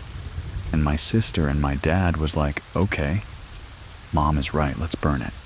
So we go in the backyard, and my dad just starts a fire and throws that whole box in there. It almost looked like the flames were starting to turn blue, like it wasn't from this world almost. After he did that, it kind of made the spirits mad a bit. More time passes. One night I was in my room, and I could hear what I thought was my sister calling my name. And I said, hey, like, what's up? And she didn't say anything back. I go downstairs because I was like, okay. I heard her literally say my name. And not just my name, I have a family nickname. And it's only she calls me that. And so I go downstairs, I'm probably getting a snack. And she comes to the front door, and I say, hey, like, Warrant, didn't you just call my name? She goes, no. I was outside the whole time, and that just freaked me out even more. That's when I really told her what was going on. Because not only did I hear my name, but I saw her months before. So I tell her what was happening, and she just kind of looks at me blankly, and I'm thinking to myself, okay, I'm really going crazy. Well, my parents overhear us in the kitchen, talking about this, and that's when my dad says, oh, we've been hearing things too. They start to tell me that downstairs. When they go to bed, they always close the door, but they kind of stay up a little bit and watch TV, say they've been hearing like footsteps in the kitchen, and they assumed it was us. Well, one night, they got scared because that door closed and they hear big footsteps, like outside their door, and it's like a small mini hall that you kind of have to turn into. To get to their room, they thought it was one of us, and so they start calling out our names. We didn't say anything back, but they could hear it breathing. Well, he got up, opened the door, nothing. And they scared both my mom and my dad while all this was going on. We were all just kind of keeping this inside with each other, because I think none of us wanted to believe something was going on. So to hear that my mom and my dad and my sister, that we all have been hearing or seeing something, it was just spooky. My parents ended up reaching out to the previous owners of the house, because technically, my parents were renting out the house, and the owners, for whatever reason, didn't want to live there anymore. Well, my parents just reached down. We're like, hey, like this stuff has been going on. Has stuff like this been happening to you all? When y'all lived here, and they said, oh no, nothing like that happened. But I think you should know this. The man had his mother living with them, and she happened to die in that house, in the room that I was sleeping in. When I find out this information, I think I turned cold. It just confirmed all the things that were happening around in that house to me, especially more towards me, because I feel like I was hearing the most and seeing the most things compared to my family. They also admitted that it was just her upstairs most of the time, so they didn't know what she was up to. But they were here late at night, walking around, talking, and they assumed that she was on the phone. One night, my sister said she was in her room, and she heard what sounded like me going through my stuff in my, like I said, we shared a wall together for our rooms. So if I was going through my drawers, or even turn on the TV, she could hear it. And she kind of just says like, hey, starts talking to me, but I never say anything back. Maybe 5 minutes pass, and she hears more noise coming from my room again. So she really gets up and sees that my door is closed, and was like, hey, like, I'm coming in to check on you. When she opens the door, she sees one of my drawers pull open. Right when she opens the door, but when she sees the drawer pull open, she realizes no one's in my room. There is only one instance where we all saw. So, something at the same time. October of 2019. Kid you not, it was Halloween night. We just got done trick-or-treating, and the front door actually was this glass-type front door where you could kind of see through it. So we had the front porch light on, because we had just got done trick-or-treating. My mom's in the living room. My dad was actually out that night, so he wasn't home. But my sister and I were in the dining table, and if you lean backwards from your chair, in the dining table, you can see towards the front door. We hear the doorbell go off. And of course, in a 2-story house, that doorbell ring echoes everywhere. I lean back towards my chair from the dining table. When I see this tall figure, it's Halloween night, so, of course, costumes. And I was thinking to myself, maybe some teenagers are at the door, or a teenager, because I could tell it was one person. So I grabbed the candy bowl. They ring the doorbell again.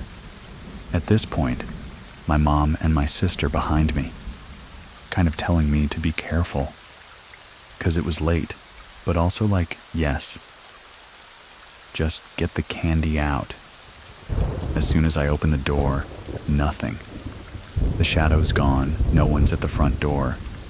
That freaked my mom out the most, because she's always just heard footsteps and heard things, but she never actually saw anything. So when she saw that no one showed up at the door, after we saw a shadow, we could tell someone was at the front door. That just freaked her out even more. I'm in my room one night, I go to bed like normal. But except this time, my mom's dog, he decides to sleep with me. And he never sleeps with me, but he decided to. We go to bed, and I always sleep with my door open. But in the hallway, since it was such a long hallway, we had a nightlight, so it lit up the whole hallway. I could see, like, if someone was walking in the hallway due to, like, the shadows and the passing of the nightlight. We're in bed, I'm dead asleep, and all of a sudden I hear our dog start to growl. I've never heard him growl before, but he starts to growl. It wakes me up, and I look over at him like, what is he growling at? And I see that his head is towards my door. So I look to my right, and I see in the corner of my eye, there are these long fingers with, like, razor-sharp nails. I can see it through the shadow. And as it moves its fingers, it starts to crackle. Like it just starts to make, like, bones popping noise. I realized his fingers and his whole hand is starting to cover the light switch, which is the only light switch. I have to put the light on. I didn't have a lamp in that room. I just freaked out. I didn't know what to do. Like instantly, I'm just thinking to myself, whatever. This is this demon, this monster. Like it literally wants me in the dark. It's covering the light switch. I just got up and I decided I'm gonna touch it. Like I'm gonna touch it. 'Cause I need to turn this light switch on, and I did. And when I touched it, it felt scaly and very hard, and it kind of scratched me a bit. Light switch goes on. I'm hysterical. My mom's dog runs out of my room barking. Going down the stairs, I'm screaming towards my sister, and I'm waking her up. Like, please. Like, wake up, you need to hear what I'm about to say next. Because I'm not lying. She's listening to me. She's telling me to calm down, like everything's okay. You're okay. I could tell she didn't believe me fully. But when I showed her the cut on my finger, I think that's when she kind of realized, okay, yeah, you're probably right. My parents come upstairs, they're like, what's going on? I tell them the same story, and I think they really believed me, because I was just so hysterical that I was not gonna sleep in that room for the rest of the night. When I finally slept in that room, if anything, it just made it worse for me, because I was having constant nightmares and terrors. Every night I will wake up screaming of, like, doing evil things to my family, which I've never had experienced that before. To this day, that really still shakes me to my core, truly. Because I have had previous experiences in the past, I am the most sensitive in my family to hear, see, feel things, but I've never actually had anything touch me, or me touch it that was like the pushing factor for me to get out of the house. I had a feeling this entity was just going to continue to talk to me and play with me, because it knew I was the one that could sense, see, and hear them the most out of the rest of my family. So I moved out after that. My parents and my sister both say, like, they haven't heard much or seen anything after that. I was so scared that this entity followed me, really, because I touched it. So I didn't know what was going to happen. Thankfully, I have not seen or heard anything since. But I definitely do get nightmares about it still. Me back in that room. Me just being so still, shaking to my core, feeling I can't move. January 2020. My family decides to move out. And on the last day, my mom, she usually likes to take video recordings of the house, empty, just like for her records, and just to be like, oh, this was a fun memory. So my dad takes the video instead. He's taking the video around the house. He's going upstairs and he hits my room and he says, as soon as he hits my room, the phone goes dead. It was fully charged. It was working properly. And it just died all of a sudden. And when it died at the same time, he heard my mom call his name. He goes out, goes downstairs, doesn't see her, doesn't even see my sister. So he calls them. And he realizes he's home alone as well. because they're gone. He gathered whatever he had left and took out of the house. He waited outside. He did not want to wait inside the house anymore, because that just freaked him out more. That was the last of it. We don't know what happened, who moved in after us. We told the couple that whoever they rent the house to, next to please advise, someone did pass away because things did happen. That was a spooky house I've ever lived in, and I'll definitely remember it. I definitely do sleep with the nightlights on. I do believe now that I am a stronger spiritual person. I do pray more. I got more into church after that, which helps me in my belief system. But I definitely get more hesitant when I do sense something, because I don't know if it's that same thing that's following me, or if it's something new completely. And I hope that I never experience anything like that. Again, you can get these stories without ads by trying out Scary Plus over on scaryplus.com and support our small team behind the scenes. At the same time, and also, please drop 5 stars for us in the reviews for the show, and we'll keep the stories going. If you have a story you want to share, head on over to True Scary Story. Links to everything are in the description of this episode. Thank you very much for listening. Keep it scary, everyone. See you soon. Scary, everyone. See you soon. Please listen to the story If I Die Before I Wake. From shadowy figures and chilling whispers to a creature running at her in the dark. Her childhood home was a nightmare she couldn't wake up from. My name is Edwin, and here is Caitlin's true scary story. I grew up in Ohio growing up there. I was always told that Ohio was the most haunted state in the U.S. Apparently, we had around 111 supposedly haunted locations. Basically, if you wanted an amusement park, you'd have to take a bit of a drive. But if you wanted a haunted location, you'd probably have to drive right down the road. And that was normal growing up there. I grew up learning about the paranormal. My mother even told me. I grew up around it before I was even aware. I was told everything about life and death, angels and demons, and my mom even gave me a teddy bear. That spoke a prayer. Now I lay me down to sleep. I pray my Lord my soul to keep. And if I die before I wake, I pray the Lord my soul to take. The prayers scared me some nights, thinking about why I wouldn't wake up the next morning. And some nights I felt protected no matter what. My mom told me stories about how someone in the family had passed away, and she used to wear cat-shaped glasses. Apparently during my birthday party, a balloon had floated to the ceiling, and I had pointed to it and said to my mother, there was a lady with pointy glasses holding it. My mother cried that day.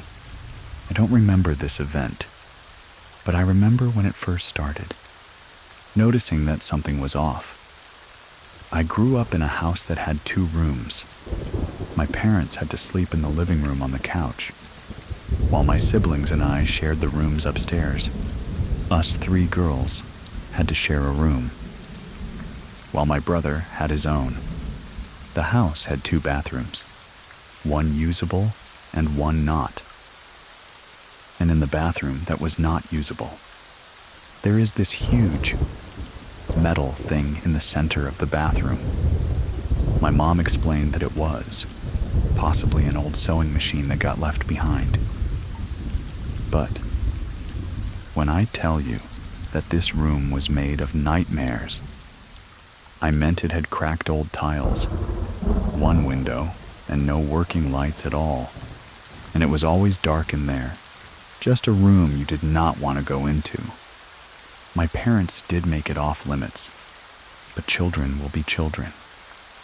I remember laying in bed, and being able to see that bathroom entrance from my bedroom. A part of me always believed I saw a figure in a top hat standing there. Imagine that as a child, a man figure, just standing at your doorway next to the bathroom. That always scared you. Along with this, my mother telling me, I saw a man with a large mark on his face, next to my bed when I was going to sleep.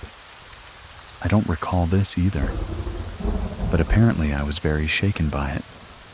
I started crying. My uncle was babysitting us kids. We were allowed on the computer for 30 minutes to play that one pinball game on the old computer in the dining room. I was a kid, so I was always losing the game, but having fun while doing it. But this night was different. I lost like any normal night, but a pop-up window had appeared, and I thought my game had crashed, but I don't remember what the message had said to me. I remember though seeing a pixelated demon head opening, closing its mouth while an awful noise played. It was dark and deep laughter that became so immensely and loudly distorted that you could barely tell was laughing. I screamed and ran for my uncle, who was already on his way. I was so shaken by this as well. I slept against him on the couch, to my favorite TV show at the time. I chalked this up to be possibly a computer virus. It was the early 2000s. Viruses were going crazy at that time. You see, I like to try to debunk it. I want to be a rational person.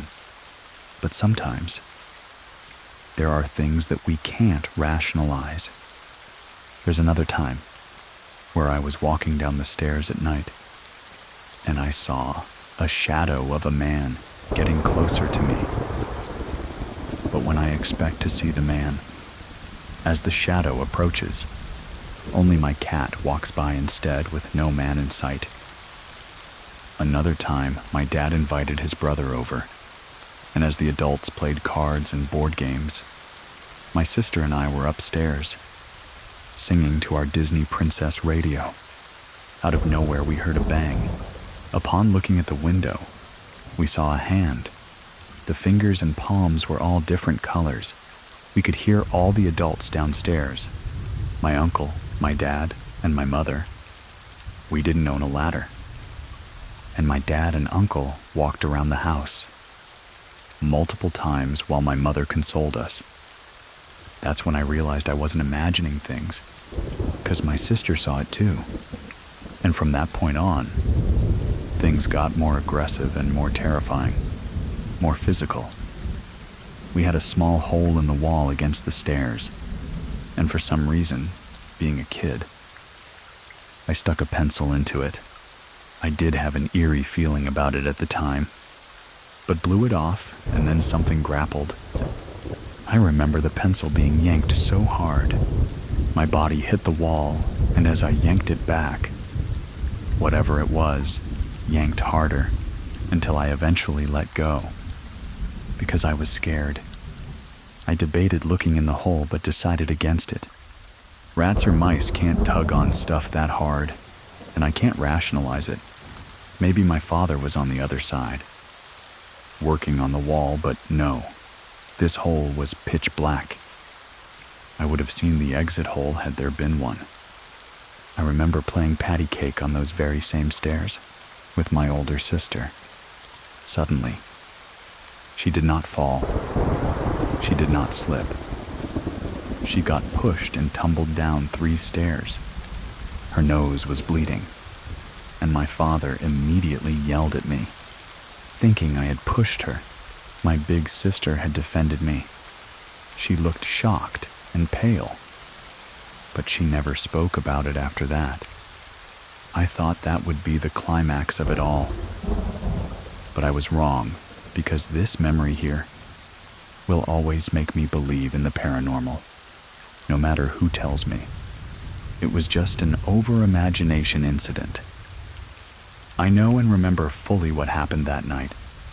When I was little, I loved snuggling to my mother.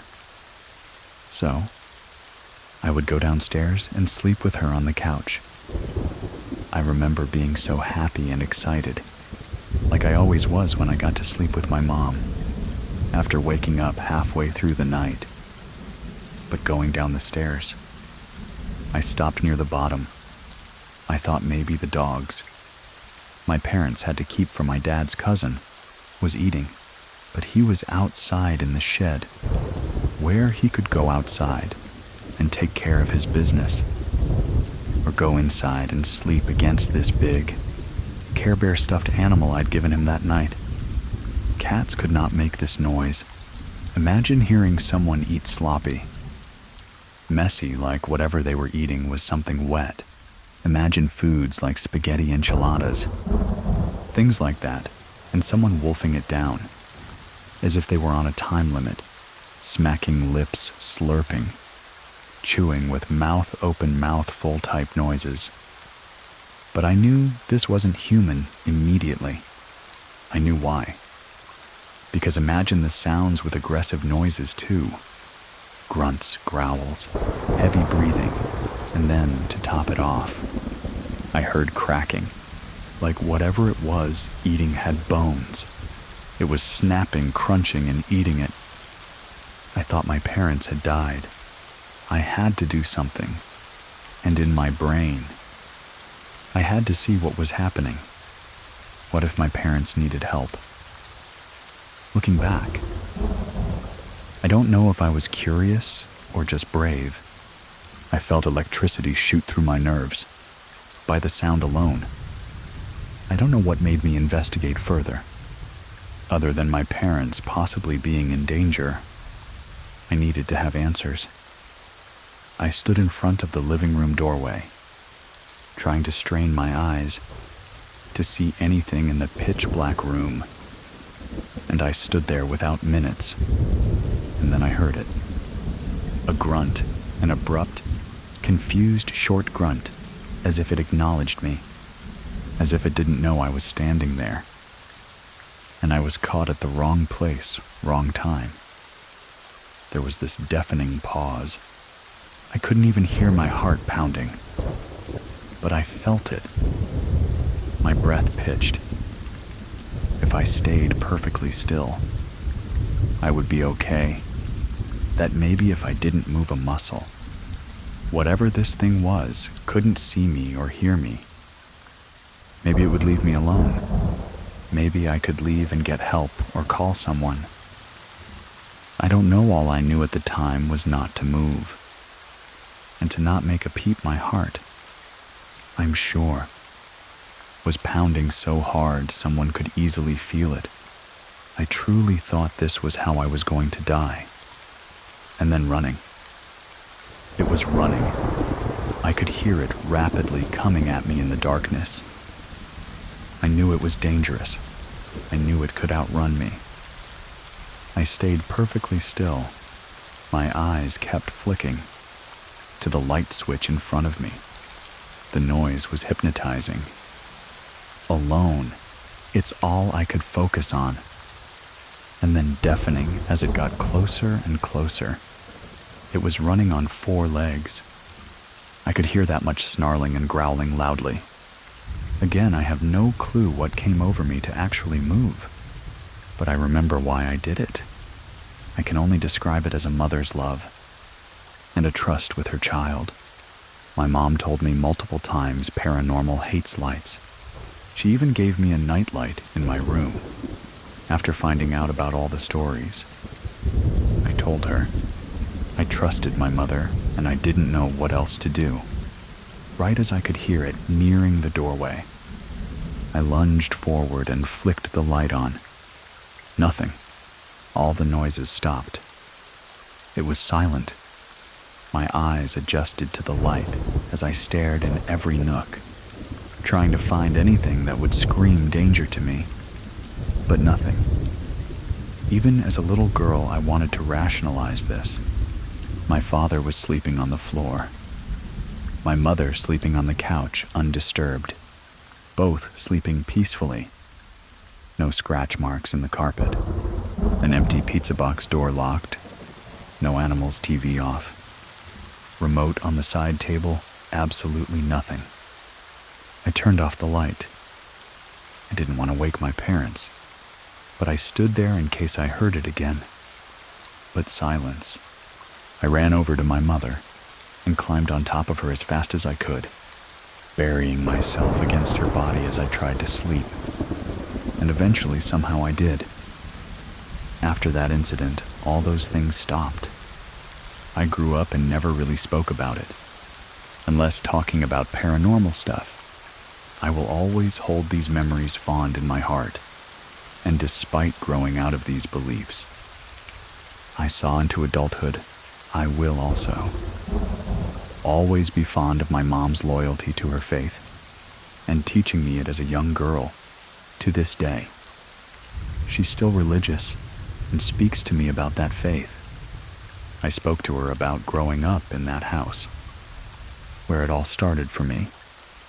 I wanted to hear her point of view, now that I was adult and I could understand better. I started off by telling her that my earliest memory I could recall was seemingly crawling on the floor, and everything had a yellow tint to it, and I was heading to a bowl on the ground, and I heard a high-pitched dog bark. She was shocked and confirmed that she remembered that day too. Apparently, I had a habit of trying to eat out of the dog's bowl, and the small dog we had named Sassy chased after me and actually tried to attack me over it. She was shocked I remembered that. It's what I believe my first conscious memory. I told her I remember other stuff and went on about the paranormal things. She 100% agrees with me. Her and my father, actually. My father, I don't believe, was a believer of the paranormal until we lived in that house. And she confirmed and stated, we lived in a haunted house, and that paranormal things happened to them as well. Remember, the man by my bed with the mark on his face and neck, earlier in the story. My parents believe that was my grandfather that night. My grandfather had a birthmark on his cheek, down to his neck. I saw the photos. My grandfather died before I was born. My father was only 17 when he lost him. That was really rough for my father. He was a hardworking man. He had 5 children. He was very work-motivated. He was a family guy, and I wish I would have gotten to meet him. I really do. My dad always says, he was like the father that you count on. You know, and my mother said there was a breaking point, and she was freaked out. That she came home and she was yelling at the house. Like just yelling like, we get it. If you're worried about your grandbabies, they're okay. Stop worrying about them. They're protected. They're safe. They're this. And just yelling out to any spirit that's listening. Hoping it's my grandfather. And if she was able to tell him, hey, they're okay. Stop all this. He'd be able to rest easy. I remember my mom explained to me that she went to a pastor to seek advice. I know. She told me that the advice she did receive did help.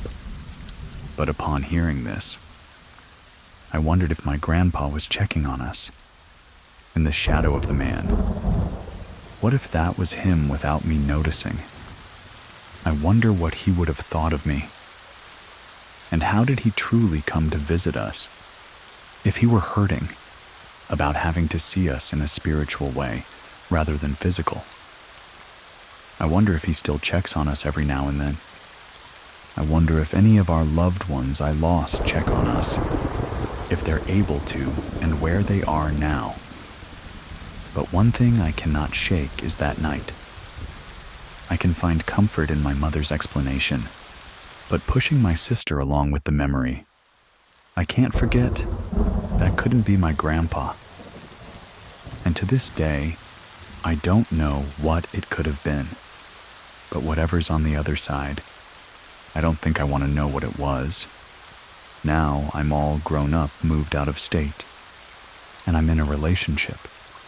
And despite these events not happening since then, in the back of my head, I always remind myself that when I walk to the bathroom at night, when I'm home alone while my girlfriend's at work, when I least expect it as I enter a room, what if it comes back?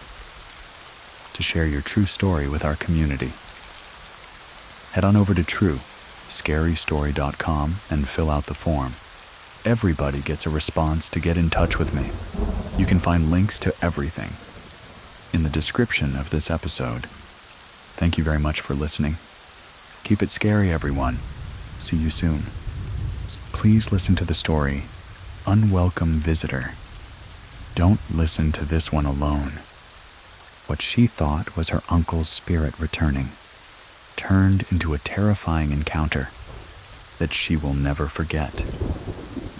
My name is Edwin, and here is Angie's true scary story.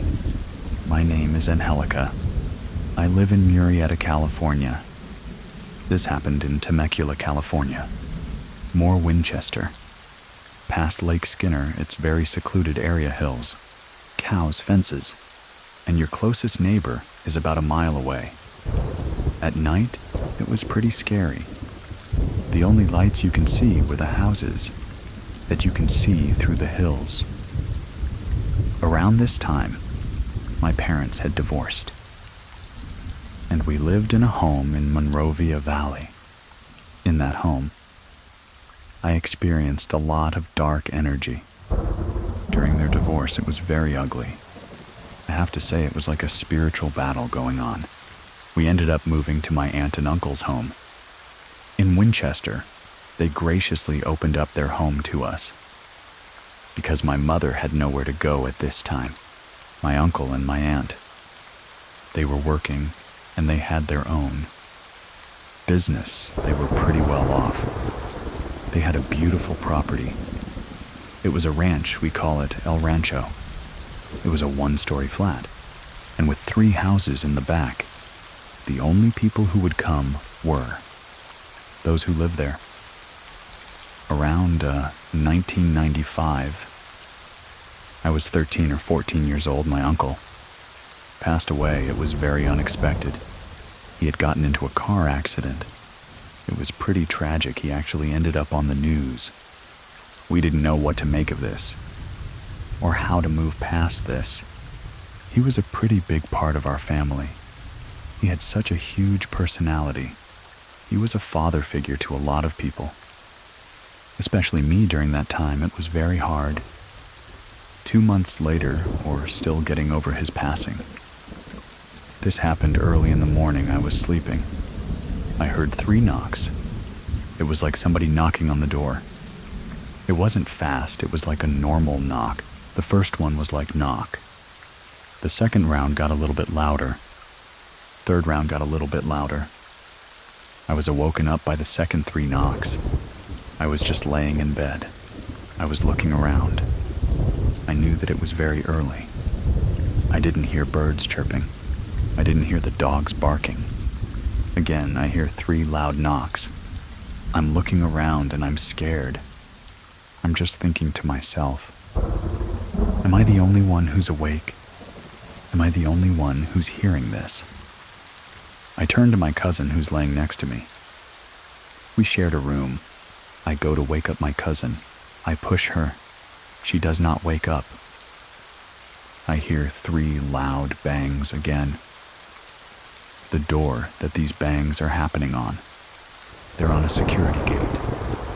This door is really sensitive. You can hear a tap, or if you close it, it vibrates throughout the whole house. My cousin is not waking up. I'm just thinking to myself, what is going on this early in the morning? It's a house full of people. I slowly walk out. I peek my head out into the hallway, and I look. I'm quiet. I didn't say anything. I'm just looking to see if anybody else is hearing it. In this property, when you walk out into the hallway, I have turned left. You immediately come to the kitchen on your left, and then to the right is the door. in the kitchen. There is a bar countertop with 3 bar stools, and the very first one. And the end was my uncle's favorite chair. I'm walking slowly throughout the house. I walk over to his favorite chair, and I sit there. During this time while I was walking, I didn't hear any more banging or knocking. I was like, okay, I'll just sit here and wait. I don't know what that was about, but I'm the only one awake so far. I sit down and I look around, confused, but also waiting for something. Then again, I heard 3 loud bangs, and this time they were so loud it was like gunshots. I jumped out of the chair. I was terrified. I ran over to the door. I opened it, and I opened the security gate. There was nobody there. My uncle's favorite dog was outside. He was just walking towards me. And then he turned his head. He must have seen something. I'm guessing it was my uncle. He jumped up and he was extremely happy to see somebody. That wasn't there. I had no idea. Nobody that I can see was there. He was jumping up and down, wagging his tail. And this is a very lazy dog, he does. Doesn't really give attention. Unless it's somebody very specific. I was just very focused on that. It was hard for me to process everything that was going on. My uncle, who was staying with us, ended up opening the window after this had transpired. And he goes, "Do you see that?" I go, "Yeah, I see that." He's just dumbfounded. He's just looking at me with his mouth open. I just stand there finally. Everyone slowly starts to wake up. My aunt comes out. What was that? Or what's going on, my cousin, who previously I tried shaking awake. She comes over to the kitchen. Everyone has this like, what's going on? Look on their face. They're asking questions, and I said, "You guys didn't hear those 3 loud knocks." My tia, who knows far more about spirituality and what certain things mean than I do. She says, "Wait, how many knocks?" I said, 3 knocks. She just stood there and she goes, "Why did you open the door? Why didn't you come and ask me?" And I was just, I don't know. I was so confused, and I was like, did I do something bad? My tia, she just stayed quiet. She wasn't mad at me. She was mad at what was going on. She stood quiet. My cousins looked at me and they're like, "You don't know what that means?" And I go, "No, I don't. I personally think that I was targeted. Everyone else was put to sleep." She had a maid who's still alive, by the way, who practices Santeria. She would do these little rituals. I was there to witness them, to see them. So after this event transpired that night, she was called by my aunt to come back because she was visiting family, either in Mexico or in Los Angeles. She explained to her what happened and what's going on. "You need to come. You need to cleanse the home. You need to do something because I know something's off." My aunt was like, I knew something was going to happen because she was gone. I don't know the background and what was going on, but I knew that they would do veneration spells or ask Mythia's maid to conjure in spirits or get consultations through people that they trusted in the spirit world. Now I know some people, or those that are listening, may feel like that's not possible, but it truly is. There are people out there who can invite spirits into them. She was that person. She was the one that was cleaning, and she was organizing. And then all of a sudden, she would faint. And then it would be somebody completely different. She was just only Spanish speaking, and she would start talking perfect English, like in a deep voice, like a man's voice. I would just yell, "Tia Blanquita fainted again." She knew exactly what that meant, though I was a little scared of her. My aunt and uncle spoke to her in Spanish. Whenever she would say something, my cousins would have to translate. It was in perfect English. That really threw me off. I was scared. That was the very first time I had ever seen anything like that. I had never experienced seeing any sort of ability to that degree before. Like I've heard of maybe a witch or something, and stuff like that for Halloween. But I just never understood the gravity or the level of abilities that some people may have. I'm here at the house and I'm scared because I have no idea what's going to happen. All I know is that I would hear cabinets open and close. My cousins were afraid to go. Use the restroom by themselves. The tension in the air, and what everyone was feeling was just scared. My aunt was upset, but she told me, "You might have let in a demon." She goes, "You've never heard about not opening doors, especially when doors are being knocked. And there's nobody there, somebody's knocking. And of course, we're in the middle of nowhere." I thought it was maybe family or something. The maid comes back and she walks in the door, and it reminds me of that scene from Poltergeist where the psychic comes through the door. She just looks around, and she has a very serious look on her face. She asks my aunt what she's been experiencing. And just to go back a little bit, it took her like 5 days to get back from where she was at, because she was visiting family. So she wanted to spend her time. How do we fix what's happened? Because I don't want to live in fear anymore. She goes, "I can't even go into my bedroom because I feel like somebody's watching me. Couldn't take a shower alone. I had to ask my cousin to come to the restroom with me, to sit down, because I was so scared." Everyone had that same feeling. So the maid she has, I guess one of her spirits that she communicates, that comes through her to my aunt, ends up coming to her like an hour within who she's at in the house, from when I was told she's a nun. She's a nun who had passed away, maybe in a different century. She basically says somebody sent something to you. I guess my aunt and uncle had a lot of people that were jealous of them, of their success, that also practiced or dabbled in maybe some black magic.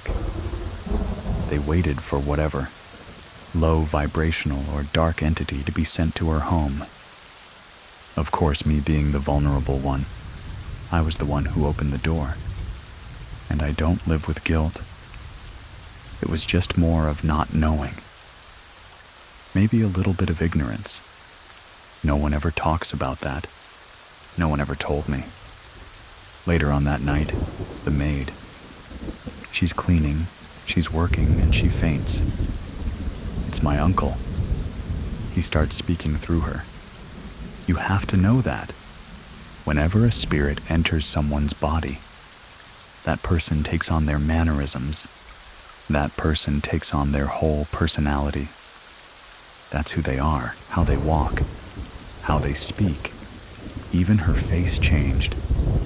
Everyone had their mouth covered and was crying. He said he didn't want to die. He came back, but he brought something with him. If you can travel, or if you can maybe hitchhike, or if spirits make deals, and I don't know, I always try to rationalize, thinking, why would he do this? Or is there something that might have followed him? Then again, knowing that somebody else sent it, that ended up making sense. The maid was walking around just like him, opened the fridge, started drinking the way that he drank. My uncle, he was a drinker. He enjoyed his alcohol.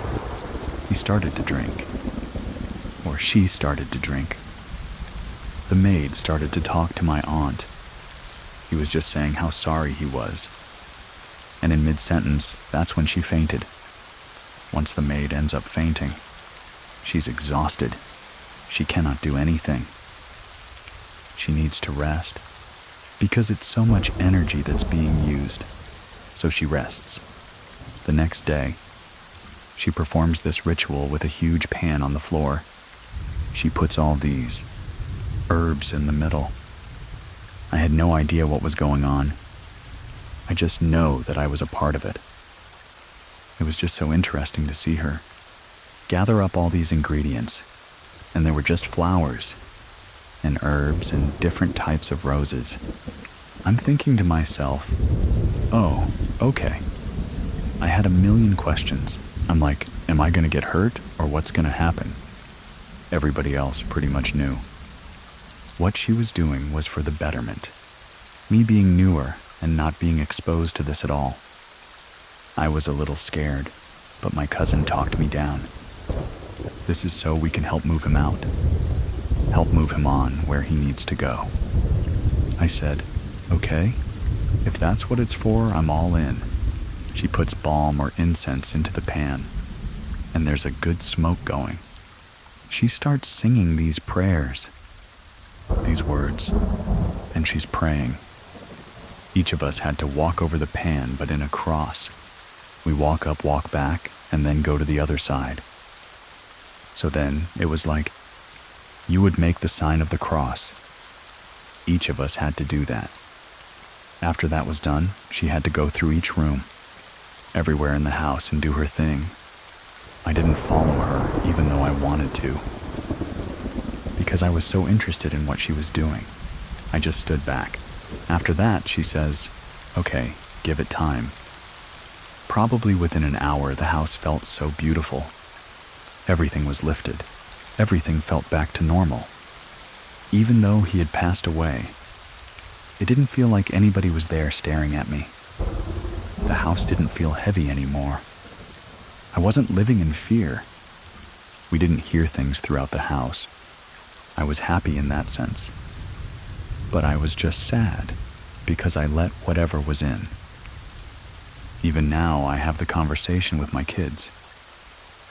If you ever hear knocks, if you ever hear anything at the door, you always look. You just don't ever automatically open the door. My kids always ask me why. Because sometimes there's things out there that are not good. That will come to your door and knock. Sometimes you won't see anybody. You might hear a voice. Because that's happened before to my aunt. She's told me that something comes knocking on her door. And she's heard a voice. And there's nobody there. I just tell them always look. Especially knocks in 3. Just being involved in my aunt's home. And getting to know my aunt's maid. I ended up asking her questions. And since I don't know Spanish really well, I asked my cousin to ask her. She ended up telling me that when she lived in her country. She was a teenager. She was told that she's a schizophrenic because she would hear voices. She would see things. People just thought that she had either schizophrenia or she was undergoing psychosis. So she was cast out of her family for a while because she was experiencing all these things that she had no idea what was going on. One day she just couldn't take it. She ran away from home. She ended up on the streets of Mexico. She was just laying on the floor covering her ears. And she was saying, no, Maz, I can't take this anymore. She said, a woman came up to her, showed her hand, and she said, you're not crazy. I see it in you. You have the gift to Tatiana's Eldon. When she told me that, I got immediate chills. I was like, wow, she just saw you and saw that in you. She goes, yeah. She took me under her wing. And this was a lady that she's never met before. She just explained to her and she sat her down. She goes, I'm going to teach you how to use your gifts, or else you're going to live your life feeling like you're crazy. You're most likely going to end up ending yourself because you don't know how to wield it into your favor. I was told by the maids that I had certain abilities. I feel like I might be clairvoyant or clairaudient. A lot of information comes through me, through dreams or through knowing. I've carried that with me. I hear those same thoughts in my mind, and it's almost like I'm not thinking them. If you want to share your story with us, head on over to truescarystory.com and fill out the form. We'll get in touch to see if we can record it. To support our show and get episodes without ads, check out Scary Plus over on scaryplus.com. It's free for 2 weeks and then $4.99 a month. You can cancel anytime. Thank you very much for listening. Keep it scary, everyone. See you soon. Please listen to the story. A Journey of Faith and Fear. I met my wife in 2004. We were married in December 2005. When me and my wife first got married, she was pursuing a career in the medical field. My mom also works in the healthcare industry at an assisted living facility in the town that we live in. She had told my wife, she said, "Hey, there is a lady that needs 24-hour care, but her family doesn't want to put her in a nursing home. They have went out and purchased her a house. They've added on a handicap accessible area, and the rest of the house would be yours. The only room that you would share would be the kitchen. You would need to cook for. Everything's paid for utilities. They're looking for people to move in and take care of her. Would you guys be interested in doing that?"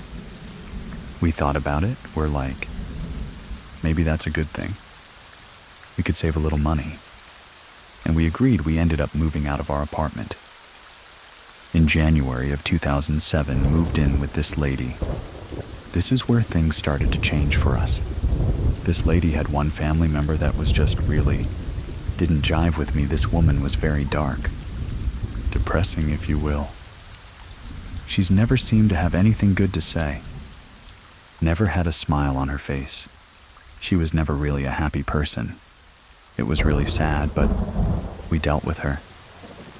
And the thing that this elderly lady that we took care of, she was legally blind. She was in a hover-round, basically. That's how she was able to get around. She'd get out of her chair and get to a mobility chair, go to the bathroom. We would just be nearby in case she needed this. She couldn't really watch TV. She would listen to it. She really liked A&E. She would watch the whole entire block of programming every night. There was a show that started. It's called Paranormal State. It was about these college students. They would go to these houses where they felt like there was supernatural activities happening there. That's really, I think, who started experimenting. Things start coming. One night, me and my wife had left Wednesday night Bible class. We come home, we were in our part of the house, which was 3-bedroom to the living room. A 1 full bathroom with a double vanity, and then a half bath that had a stand-up shower toilet. So we're in the master bathroom, standing in front of the vanity, brushing my teeth, getting ready for bed. My wife said it got really cold. All of a sudden I said, "Yeah, I did. I don't like it. There's something in this house. Let's go to the living room. Let's pray." I turn on the living room light. Me and my wife both got down in the couch, on our knees, and start praying. We're rebuking the devil. I just remember stopping. I was listening to my wife. She was crying, face buried in the pillow. All of a sudden, I heard the loudest, blood-curdling scream I've ever heard in my life. I still hear it in my mind. Then there was a peace that I can't even describe that entered that room. I told my wife, I said, "Babe, it's gone." We went to bed, both slept like babies. That next Friday we had service. We had church. I stood up and I testified about it. What I didn't know was that night, this thing had left our house and went across the street. We had went to church with folks across the street. This man's name is Matt. Matt had heard my testimony Friday at church. He actually came over to my house. He told me that morning. He said I woke up out of a dead sleep. I thought somebody broke into my house. I went straight through the house, checked on the kids, they were fine. And he said something began to speak to me. After that had happened, we went on just business as usual. We just lived our life. We've went several years without anything happening. Until I was at a funeral, a good, close family friend of mine lost his sister in a head-on collision. She died instantly. We were at the funeral home. There were 3 people that showed up, and they were witches. They looked at me almost like telepathically. Something spoke and said, "There's 3 of us." It made the hair stand up on the back of my neck, and I just looked dead at these people. And I was just like, in Jesus' name. I never said anything to me. It was just a very wild experience. And I've never had anything like that happen since. We ended up moving it, just didn't end up working out. Taking care of that lady. We didn't have really any freedoms. We were young, and we ended up moving it into my grandma's house in Ikebana. Everything was good. We didn't have any issues. Me and my wife were trying for children, and we'd end up spending thousands and thousands of dollars of fertility drug, fertilization and all that stuff. And we were just like, okay, whatever, we'll just adopt. This man is an older gentleman out of Atlanta. Georgia Preach, just a really amazing message. All about faith and healing. He was closing and said, "If you believe that God's able to touch, and can you just come up here and let me pray for you right now?" My wife, without hesitation, went up there. Pray for her. She heard a voice give her a date. So she went to her phone, puts the date in, and it was exactly 9 months.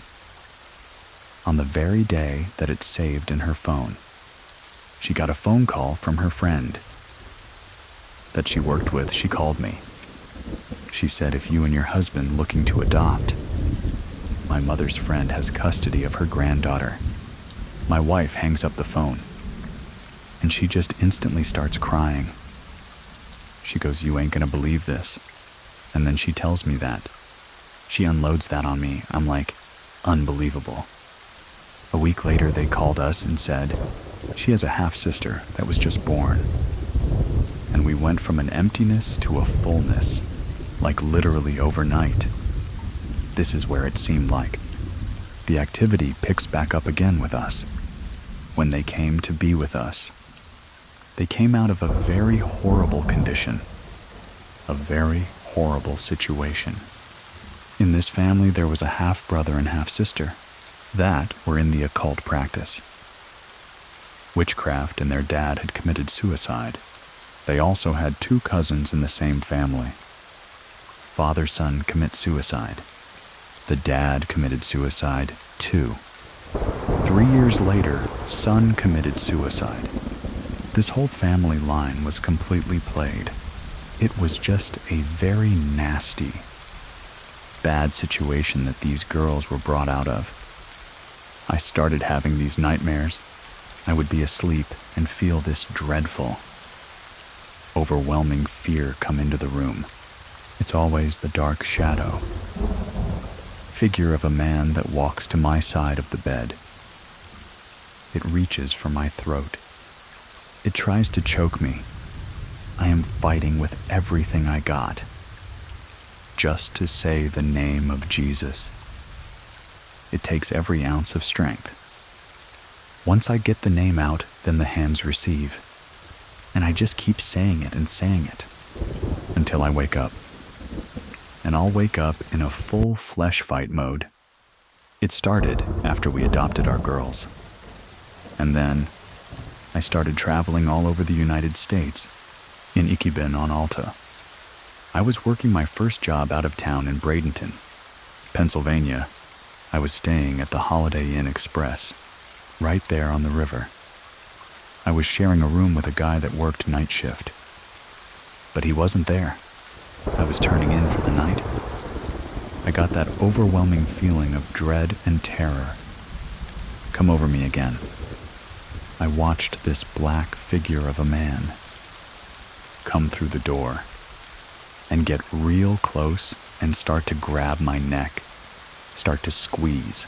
Again, the fight is on, to get the name of Jesus out of my mouth. I have probably had one of these episodes, from probably 2014 too.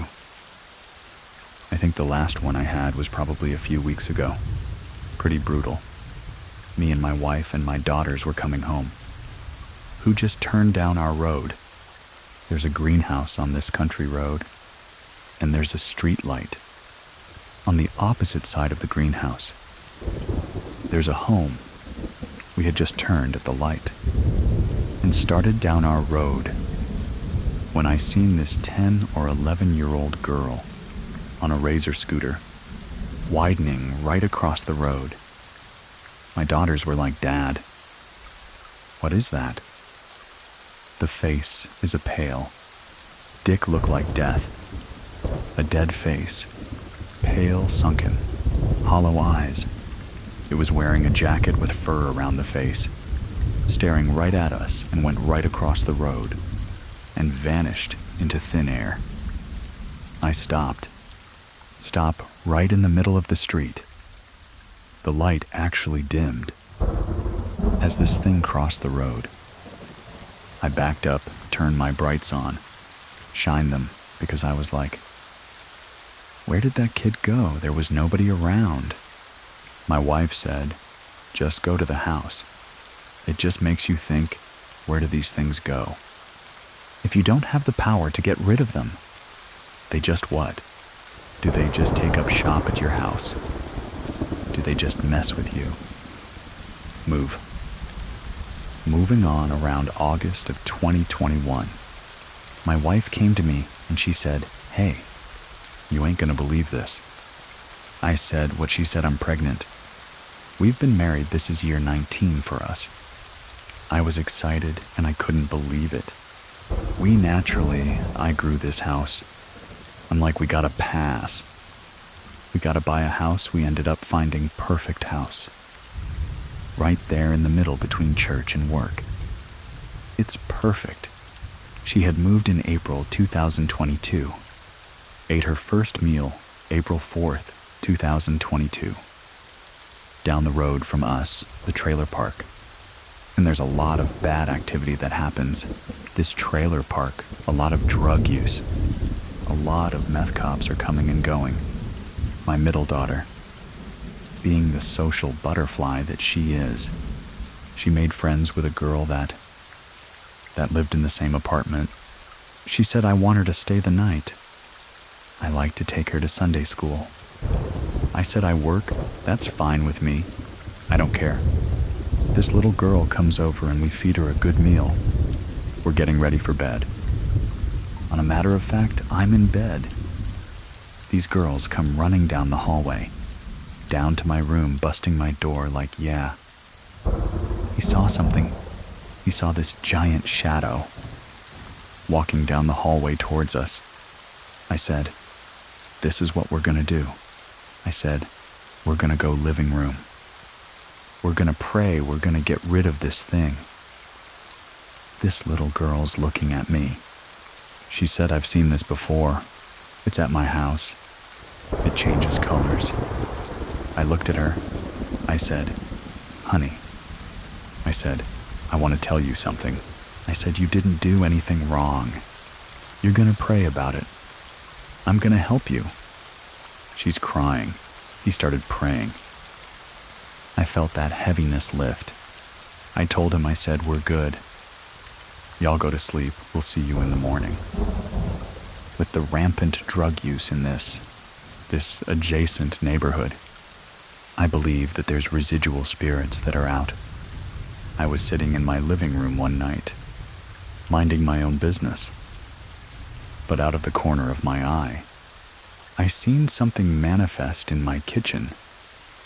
It was just a brief second. I was looking right into my kitchen. It went floating by, and it was another dead face that had just this ugly face.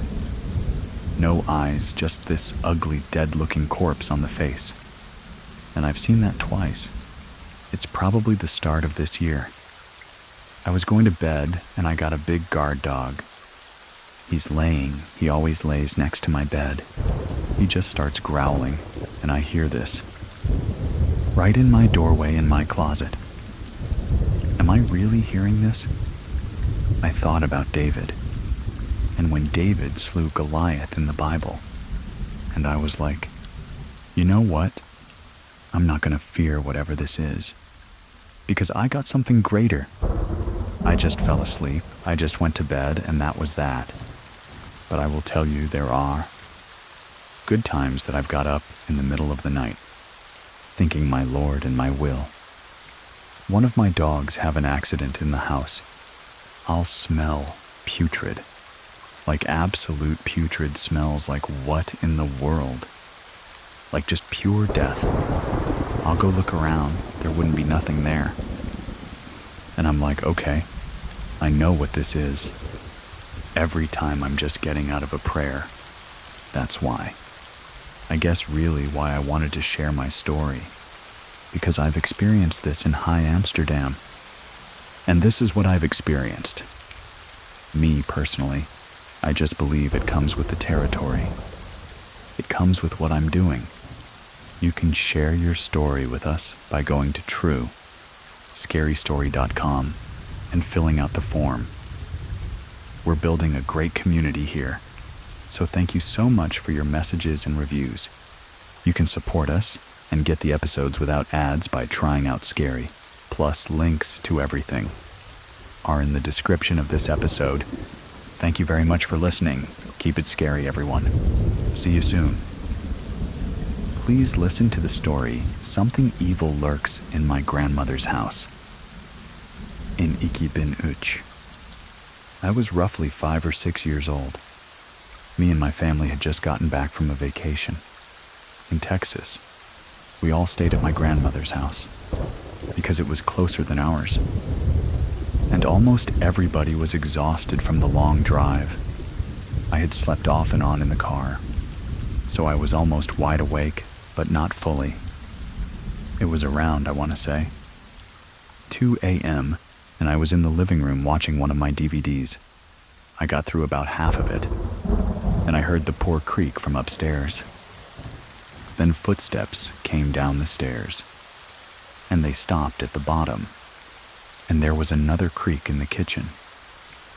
I figured it was my cousin, because he would always come downstairs and get, like a midnight snack or something. But after a few minutes, I didn't hear him go back up. It was around 15 minutes later. The kitchen floor creaked again, heavier and louder before. At the time, there was no possible way for the floor to creak that much under his footsteps. My parents would always tell me that it was just my imagination whenever I would hear certain sounds. So I believed them at the time. I ignored it for a minute, and out of nowhere, everything in the room just felt heavy. I turned around, and I looked into the kitchen. That was the first time I saw it. It was staring directly back at me.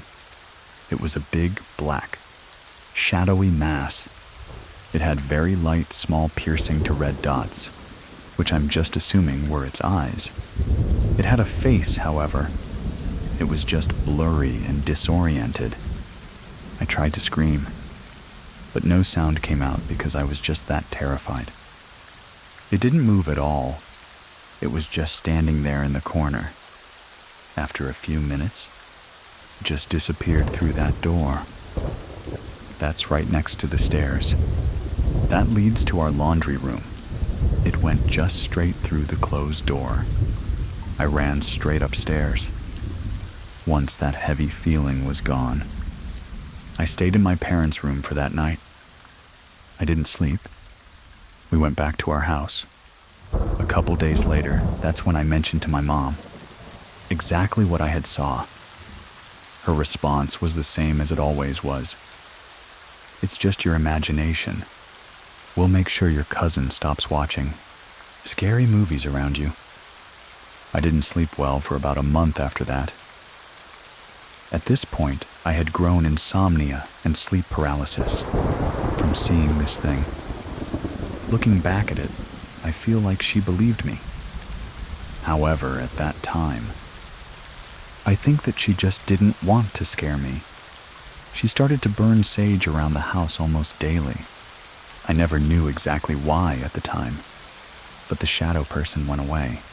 One experience that I had, without that same shadowy mass, thing was just shadows around the house.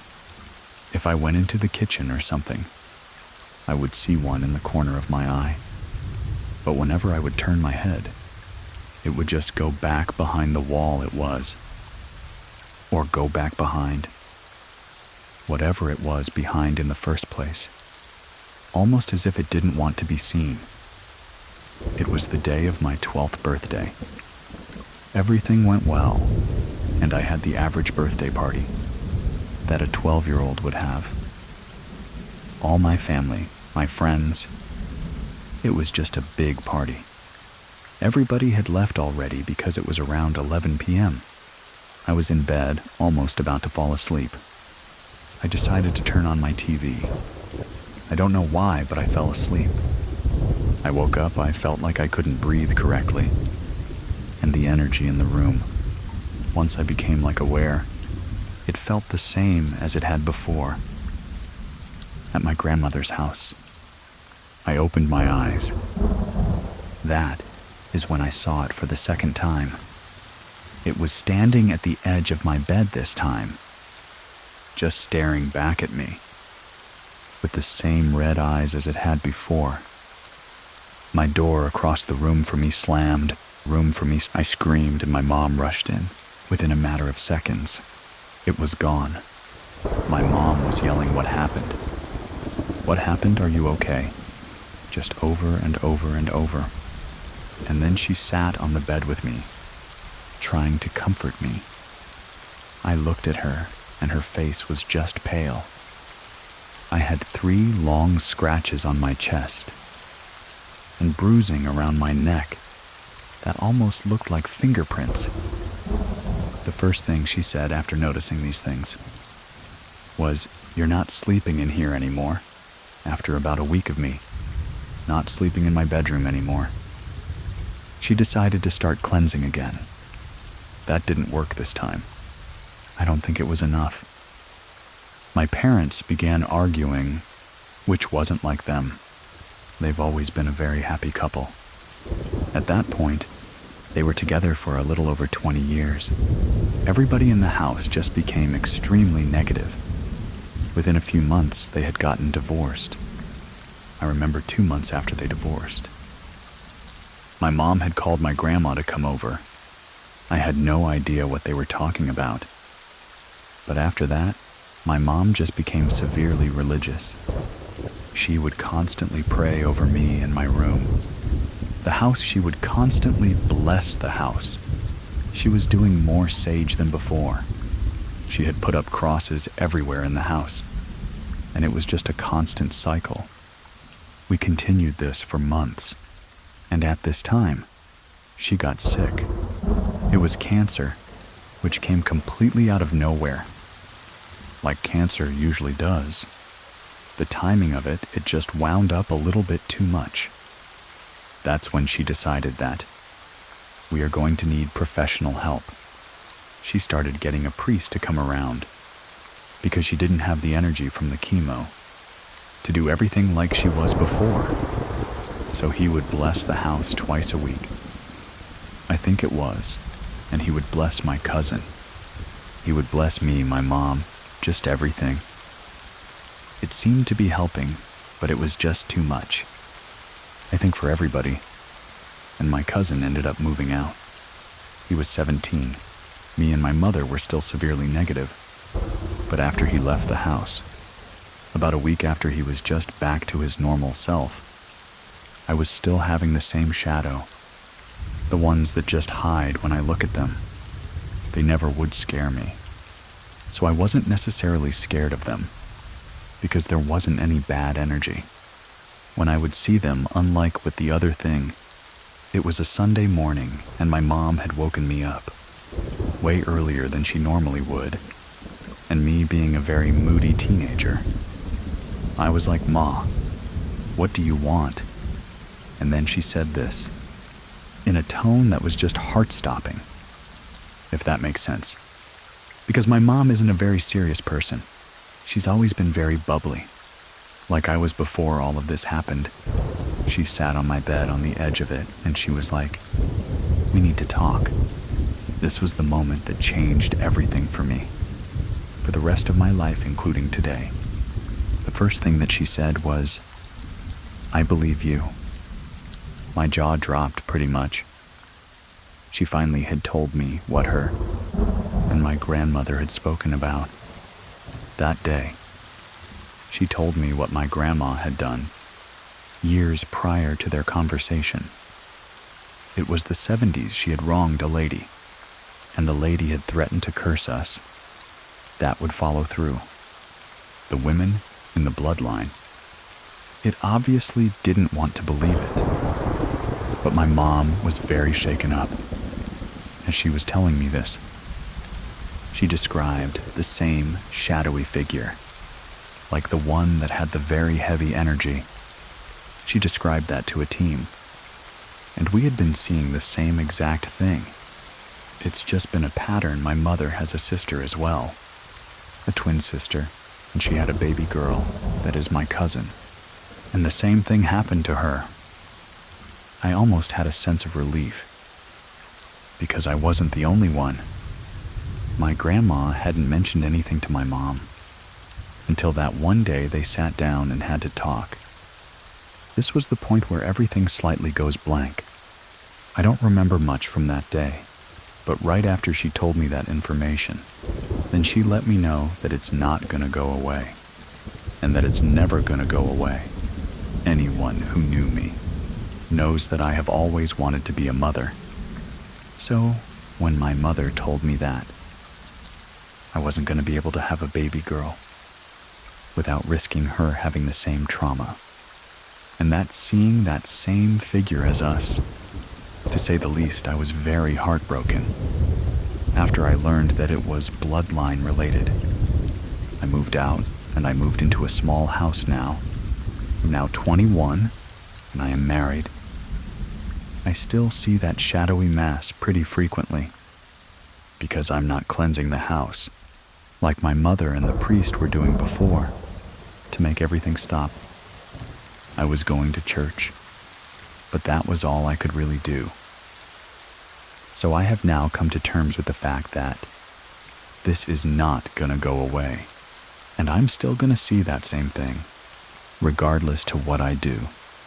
Considering it's only physically harmed me once, I just don't bother with it.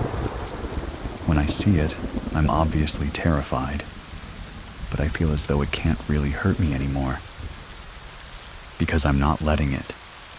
When the first and the last physical attack happened, I was 12, so I feel as though I couldn't really force it not to hurt me. But now that I am older, and I have matured more, it just stands in the corner now. I still have minor experiences with the shadow people who duck behind the doors, but I'm still not getting anything bad from them. I think they're just lost, honestly, and they're not quite sure how to move on. I am no longer living in Arizona. I visit pretty frequently, just because my mother is here.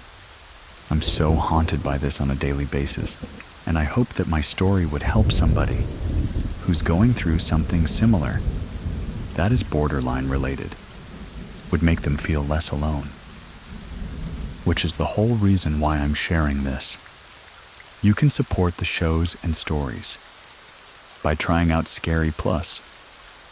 or dropping some stars for us in the reviews. If you liked it, don't forget to tap follow so you get next week's story. If you want to share a story with the rest of us, head on over to truescarystory.com. Links to everything are in the description of this episode. Thank you very much for listening. Keep it scary, everyone. See you soon.